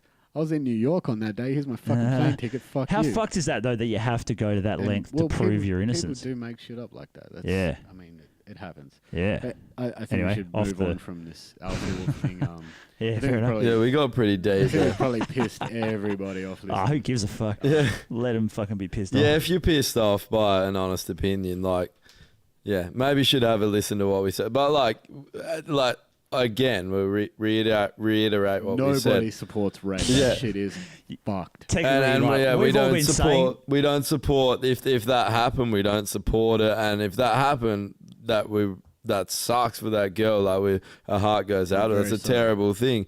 But we're more worried about it. Yeah, it's that whole accusation side of it, and everyone we've got a police force, we've got a court system. Let them do the work, then you can make up your fucking opinion. When the evidence is there and people have been proven guilty, that's when you can make up your opinion and say what the fuck you want. Don't be so quick to destroy someone's life over an What accusation. happens to those That's people? all. Innocent until proven guilty. Yeah. If somebody claims Simple. something, the burden's on them. That's how science works. That's how Yeah. everything works in Yeah, our but society. there's no is that- repercussions for it. That's the fucking problem, man. Like Oh, all those people there- that well, would say some places he's are starting to guilty, bring it and up. online the fucking keyboard warriors they say that he's guilty, then it goes to trial, and turns out he's not. Nothing happens to those. Well, Well, I think that's 'cause- what we were talking about earlier. Was with those Yeah. people on Alpha Wolf status. Yeah. You were saying, oh, they don't mean anything. It's keyboard warriors. Yeah. If say that goes to trial, it turns out that this girl is wrong and that didn't happen, and whatever. Those people are still the ones spreading the shit that he's a rapist. To You reckon everyone, they'll- to you reckon they'll people that keep don't going? even know They'll Alpha Wolf. continue, was yes. saying. Yeah, Yes, okay. they will Interesting. continue. I guess so. That type of person is the one that would start just say straight away, make their mind up, and say he's a Yeah. rapist or she's. One of the first comments I saw in the post today was like another good band destroyed, and it's true, and they were good dudes. I like those dudes. The rest of the band, they're fucked, basically, people were saying. And I'm like, that's real sad if the band's fucked. Even if he did do it or whatever, he's gone from the band, they get a new guy. I don't think they deserve that. They don't deserve... He doesn't represent the whole band. Nah, he's But if just he a did it, vocalist. Which is something we didn't talk about. Is he's just he's 1/5 of the band. Well, that's what I was If saying. he's a shit dude, then okay, get the fuck out. No, Sure. I met those dudes. Well, They're the other fucking thing good is, dudes. They're he's actually a- really he's good a- blokes. He's a Like, shit dude, and he did it. And like, he goes to jail, does however many years you go to jail for his thing. Say it's 2 or 3 years. Gets out, joins back in the band. Does that mean he shouldn't join back in the I band? don't think you can have him back. I don't think you can have him back. but If he's that's done the, his that's the time- band's choice. So that's a the moral thing. decision. Then that- that's not a That's a judi- personal choice. that's I not a- personally like. Yeah. I personally wouldn't, but like that's the band's choice. Like Yeah. if the dude comes back, it's like, well, the band would have moved on But I've anyway. said he's like. done his time, so it's the same as a murderer or something that gets out. Should they get a job again when they get out? I think people deserve to be It's a hard forgiven question, and isn't it? It's pretty deserve. hard, yeah. Everyone deserves second chances, maybe, but See, the rape pedophiles. thing but- is different Hey, because Do when you people deserve a second chance if you killed someone? No, yeah, there's limits. thing but is that when you hear it's I don't. when yeah, you hear probably It's a not. when you hard say question. It is a someone hard gets question, killed, yeah. honestly, most people hear rape and think rape is worse than murdering someone. They hear the word rape and they go fucking ballistic. I Like, actually straight got away. into an argument with a young lady about this. Okay. And yeah, she confirmed what you just said, that rape is Yeah. worse than murder. Yeah. Um, It's fucking crazy. she based her argument on the fact that the emotional, mental torture of living with the fact that you're Oh yeah, that's a raped good point. is worse than actually dying. Well, no one can say what it's So- like being dead, so it's a hard argument to Well, win. having not been raped or That's murdered, true. having not been But- raped or murdered, I can't really comment on either of those states. Look, if you want to cross one of those things off the list, I can. But they're I can both help shit. out. They're both literally two of the worst things that can ever happen. So it's like it's not a competition. Hey, like people No. talk about I like guess what that I'm- chick talking about it like it's a fucking competition. It's like they're both shit. It's not when no one's here saying, "Hey, this is worse than the other." So, you know, it's No, not a yeah. like it's fucked. It's I was all- sort of more there's meaning terri- like, do people get a second chance after doing something like that? That's what I meant. Like, if a murderer gets out after 20 years, which they shouldn't technically, but if they do in lots of places, like even in Australia, they get fuck all. I had a friend, well, an ex-friend, that's only 15 years for killing my I other mean, I friend. remember you told us that was Yeah. hectic. that 15 story, fucking years, yeah. that's all this. Anyway, so he gets out. Can't just gloss over that. What the fuck? Oh, Yeah, it's it's a a it's a whole hectic story, podcast yeah. story if you That want. is the whole Well, point. we're running out of time here. Yeah, so sorry, we've been we're going gonna on. have to, Anyway, All I'm whatever. going to say, I think that's Either a way, it personal sucks. choice whether It someone sucks on more figures- than one level. This rape accusation thing. It sucks depending on the outcome. To which way it's going to suck. yeah, Like, it's terrible. I for really, either I person. really hope, even if this young lady is not completely honest, I really hope this hasn't happened to her. Yeah, sure. Nobody wants to be sexual assaulted. That's fucking horrible. If it Mm. has happened to her, I hope that she finds justice and this guy fucking pays the price. well, he already has. After reading her statement, I believe her. He just seems like a fucking asshole to me. Really? Anyone to do with that just seems like a fucking piece of shit. Yeah, all right. If that's not true, I'm sorry. If you didn't do it, I'm sorry. But we don't fucking know. No, No, but we don't know that's what you're saying. We don't have an opinion on who's guilty. We'll wait to fucking hear and not going to point the finger at anyone because Yeah. why? That has nothing to do It'll with take anyone ages as to well, won't point it? the finger. So It always stop does. pointing the finger. Let the truth come out and then make your fucking mind up. Then That's you it. know how about how you feel about. Evidence, people. Because that's what we need. Oh, Base your let's get on to opinions on something evidence. something happy. Yeah, All right. yeah, Sorry. we've gone off on a dark Something a little bit tangent. happy. This is a bit of a long podcast, actually. What are we up to now? About 10 Can you years. cut it? 2 hours Back and like off. 40 minutes. I think we're cracking. Jeez. Okay. Yeah, so this is going to be a theme. Though. These are going to be long. They're just going to be people hanging out, and it's going to be whatever it goes down to. Yeah, we're not going to have a Sometimes it'll be an specific- hour. Sometimes it'll be 3. Yeah. Sure. It's whatever. It just I guess that means we've got plenty to talk about. Yeah, what actually, it we means. haven't caught up in ages too, Drew. No, that's a good us point. three, so like I suppose we've had a bit to cover. Yeah. But that's awesome. Whether it's 3 hours, 1 hour, that's it's we don't going have to a be set whatever. thing. And I know not everyone has 3 hours, but Yeah. you know, like you can skip through. And If you don't have 3 hours, hey, get a more boring Just- life like me. just don't listen when to you're the- at work. Just don't only listen to the last half an hour where just rape fucking. Yeah. They'll just be like, what the hell are these guys talking about? Yeah. All right, so we got 2 more before we get the fuck out of here and we get Right. out of your earballs. New label, new Aussie label. Oh, yeah. Wild Things. Yes. Wild Things. I think it's just called Wild Things. I think so. Yeah. Yeah. Yeah. So they're they management. announced that they're going to be busting onto the Aussie music scene, Yep. supporting heavy music, specializing in heavy music. So Yeah, that's cool. kind of gives us a break from. I mean, really only had Unified. It was. Yeah. Yeah, and then we got Grayscale that popped up. Oh yeah, that's right.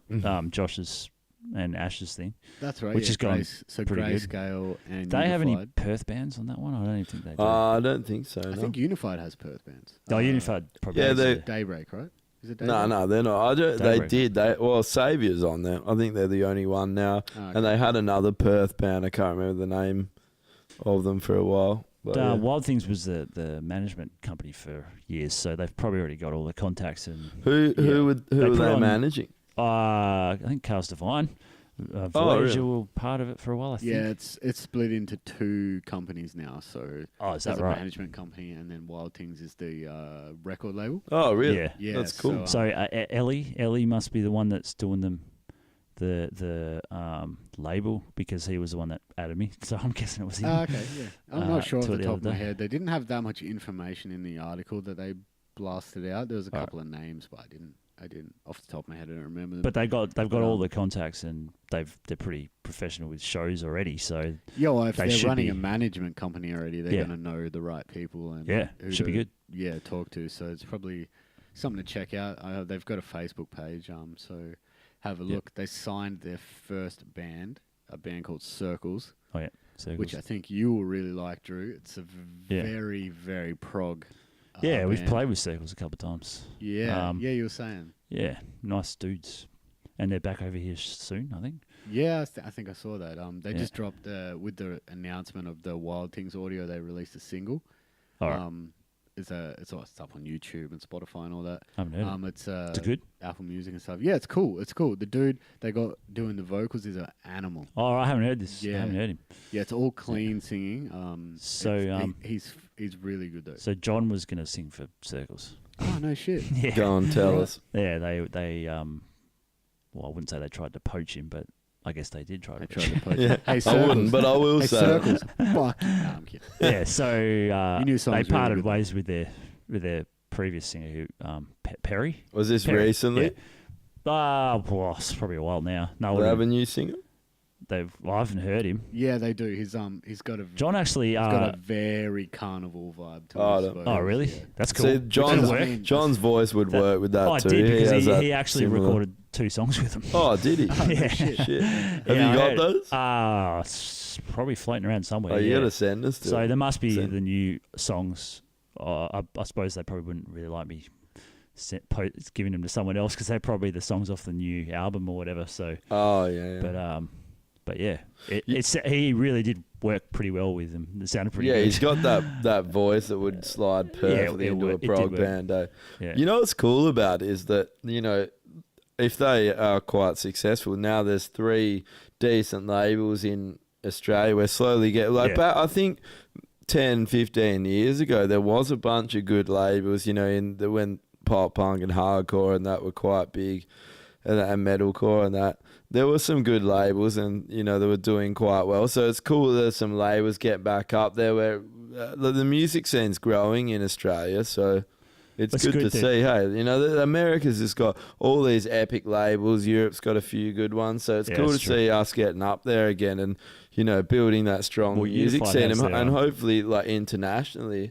Unified can has their sort of Unified's genres nailed of it. Yeah, heavy music, I guess, and they stick to that. even their festival too. Well, Yeah. I think Unified have just figured out and, They're the Rise Records of Australia. Nothing against Unified. I like Yeah. Unified music. Sure. It's just they've figured out what brands of metal sell. Yeah, totally. And as a business, that's exactly what you want to fucking do. You've got to make money to support your business. And Yeah. so they kind of have, all those bands that kind of get that people, it's very consumer based, Yeah. who they sell, who they sign. yeah. And that's no slight on Unified. You're a business, you got to do what you got to do. I think that's, Well, that's why every Josh is- successful label though. That's eh? why I was stoked that Josh and Ash were doing that label of theirs, because you pretty much knew from both their music tastes that they were going to go, they were going to sort of be a bit more open-minded to maybe not the current trend band and put a bit of effort into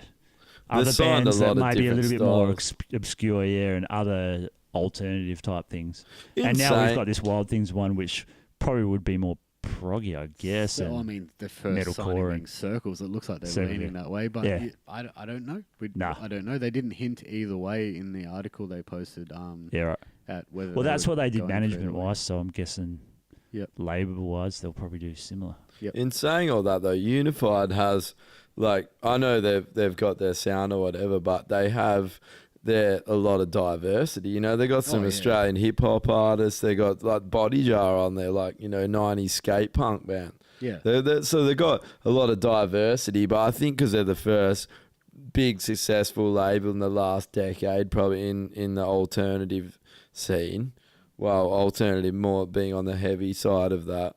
So, I think you got North Lane and you got In Heart's Weight. You got those. They've got their similar sound. They're not similar sounding, but you know what you're getting. Yeah, sure. Same with Rise Records. Same with maybe Hopeless is like that. You know, you're gonna get a good pop punk band or emo rock band or whatever on Hopeless. You know, they got what they sign, and then they got their outliers as well that they sign. So then that brings it's up cool. the whole: is it worth for a band of a certain level to be on a label, or is it worth just slugging it out on your own? Oh, And, It depends who you talk to, I think. Yeah. Yeah, it is. Yeah. I'd like to know. Hey, if someone knows that, fucking tell me. tell us all.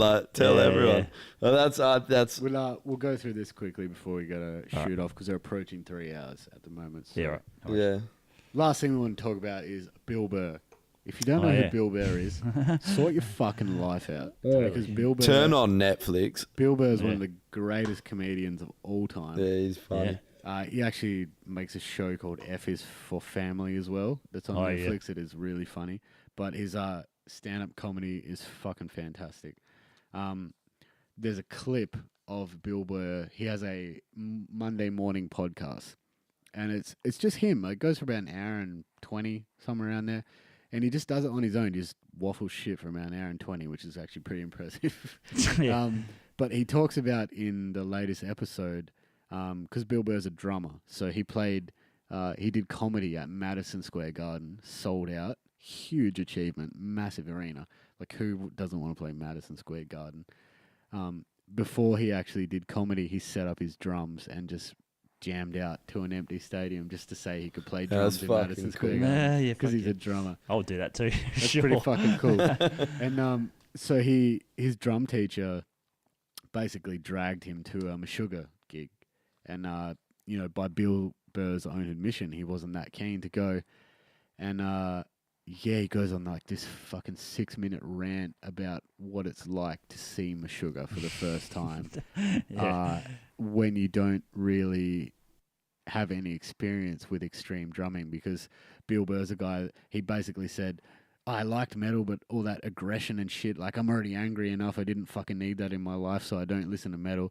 So if you don't listen to metal and you don't listen to jazz, you're never really hearing crazy drummers. You're just kind of hearing dudes who back the band up. You might hear some, I don't know, Iron Maiden or something with some cool drum fills or nothing crazy. And then he's gone to a fucking Meshuggah gig and seen... Yeah, it'd blow your mind. Probably seen the greatest drummer of all time. Yeah. And he's trying to explain it, and I mean, you've got to hear it.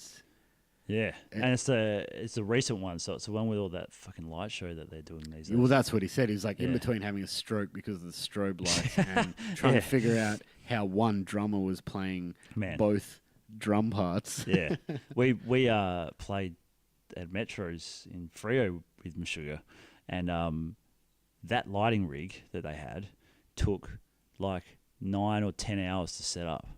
And they had to rig up another lighting rig in front of the lighting rig, and they had these like strobe lights on stage, and of course because we're a support, like they go, here, set up in this 1 meter by 1 meter square, like I was like, geez, thanks, so we get up there and we're trying to do our shit, and I had to like move these lights. I didn't want to touch them, so I went up to the tour manager. I was like, hey man, can we just make a little bit more room? Like, I don't want to touch anything because I don't want to piss anyone off.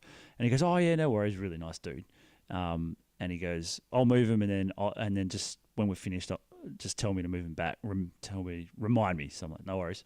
So they move all these like big strobe lighty things out of the way, and there was like these big curtains.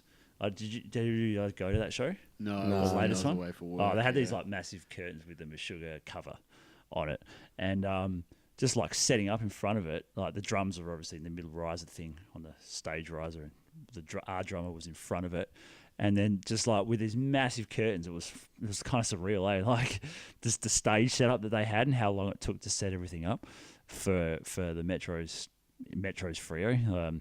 But then when they played, even watching them in sound check with all the lights that are MIDI, so they're all, I think they had a light sky, but because there's so many lights for this one, they just MIDI cued, they just MIDI cued it all, and fuck yeah, like it's incredible. It adds another dimension, and they weren't, because I guess they just, I don't know, they're pushing mid 40s, maybe late 40s.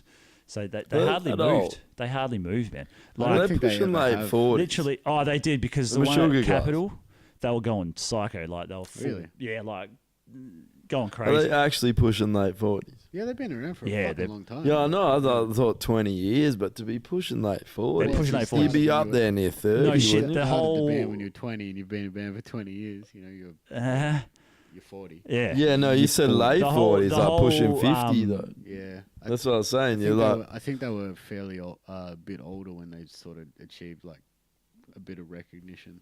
The whole band, or the guitarist anyway, literally, like this is all they did the whole time. That's all they did. But you didn't care because there's these lights going fucking like everywhere, and it was just incredible to listen to how tight they sounded.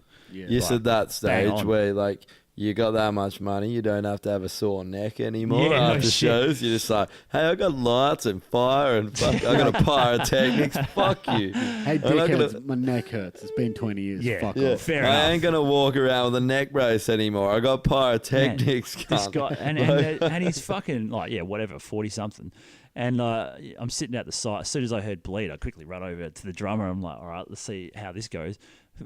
It's fucking unbelievable how like solid he is at that song. Obviously, he's played it a truckload of times, but Bill Burr talks about like he's up in, I guess he's probably in like a members section or whatever with his drum teacher, and he just said a bunch of famous drummers that he recognized, and he was like, it was really cool to see all these famous drummers that I respect as being really good drummers, like looking at each other and like smiling and like elbowing each other and like pointing and like, he was like, it's a bunch of school kids in a candy shop. Yeah, like, no shit. It just kind of put it in perspective of how good this fucking guy really is. Yeah.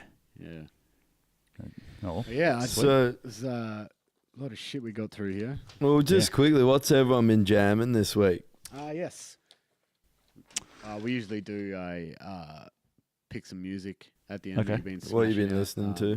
What have I been listening to? I know what you've been listening to. No, you don't. You don't fucking know. You don't know. I do. I know. You don't. You're wrong. I've been listening to this. It's a musical document. So I live in Leederville, and there's a cinema that backs onto my apartment complex. Luna. And they have rooftop movies. Is that actually at Luna? Yeah. Oh, that's weird. And I didn't realise it was. And they have this musical, and it plays every night till 11 p.m. So I've been listening to this fucking musical. This did not go the way I thought. I know. I was thinking he's going to be listening to some weird like stuff I never would have thought he'd listen to, but no. Yeah. Just been being tormented by Luna sinners. Hey, Luna, fuck you and your rooftop sinners, but I may visit you real soon. I may come and enjoy a Twilight movie or two. Catch me there, you know? because I'm down. Yeah, so I'm so down. That's what I've been. Hey, like have you got tap beer? I'll be there. So that's me. So yeah. Rooftop cinema music. All right. Yep. No bands. My own actually, because I've been recording still. So yeah, that's what I said last week. This is I've what pretty you much said. just Yeah. been smashing our fucking single because I've been producing it. Yeah. Just looped in your head, just so over and over. I was, like I said, there was times where I was going to sleep and I felt like when I closed my eyes, I could see the grid in the back of my fucking I know eyeballs. that feeling. Yeah. What about you, Josh? What have you been getting into? A couple things, but I Besides some men's assholes, what have you been getting into? well, I haven't got anything else to say besides that, really. You've taken up all of the things I've been doing this whole week. No, I I slept on that album, but the Shadow Intent's new album. Oh boy. Man, like the first song comes in, Walt Disney. Like Walt Disney's speaking of deathcore musicals. band, yeah. But that's like I was saying, that is the first, like one of the first deathcore albums in a fair while. Like, well, you want to get subgenre on me, you call it whatever the fuck you want, but it's deathcore in a way. But yeah, I've been really impressed with. Like, there's so much in that album. Like, there's so many like vocal parts. You know, like you've got like melodic like scream. You got pitch screaming. You got like these full like It's all there. epic It's Disney got part. Yeah, So such a good album. It's Like, techie. It's got strings. It's technical deathcore. It's just got everything. And the it's fucking such a vocalist, good album. you're 12 years old. He literally He does, looks like does he's that 12, does yeah. that He looks voice like- come from that dude? Like you He's got like this tiny little blonde-haired, really skinny dude, really short. He Yeah. he actually looks really young. Yeah. And then you're like, this guy's got nothing. And he gets in up to a mic and he's like, yeah, you're scary. what happened? Yeah. How did you do that? That's a great album. So pick that one up if you haven't listened to it yet. But I've been Super good. frothing. That's a good gym album too. Oh, yeah. Oh, that'll that make on. him lift some weight. Yeah. Nice. What about you, Lift some man? weight. Well, this is going to shock everyone in the room. I think I already know what the answer to this was. Yeah. You sure? Yeah. What was that?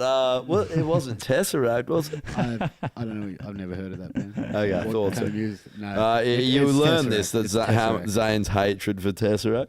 Yeah. Oh my god! So Tesseract dropped a new song yesterday. So I haven't been jamming it all Oh, week. it's 'cause yesterday? It wasn't out. Yeah, it came out yesterday. Let's listen to it after this. It's called Luminary, I think, off the Sonder. Is it different to the No, last The album was stuff? Sonder or was the No, song Sonder? So the album's called Sonder. Does it gent? Yeah, it was And called Luminary. So I actually had to look this up. I'd heard the word Sonder before. The song's called Luminary. The album's called Sonder. I'd heard the word Sonder before, and it means the realization that everybody around you is living a distinct, very different version of reality to what you are. That's what Oh. Sonder means. That's cool. Yeah. And, There's your word for the week, guys. and what else is cool about that is Thanks, that they actually Tesseract. got people to. So they sent this memo out, and it was like, we want to hear recordings of the place that you go to relax and think about shit. Like whether that's by a river, on top of your roof, just in the car. We want you to record a 30-second clip and send that into us. Like a video Really? where you are. Nice. No, just a audio clip. And they would use it in the album. So the name Sonder plus that is quite a cool concept. How I did think they Yeah. use it? so the single they released, Luminary, at the start of it, there's all this.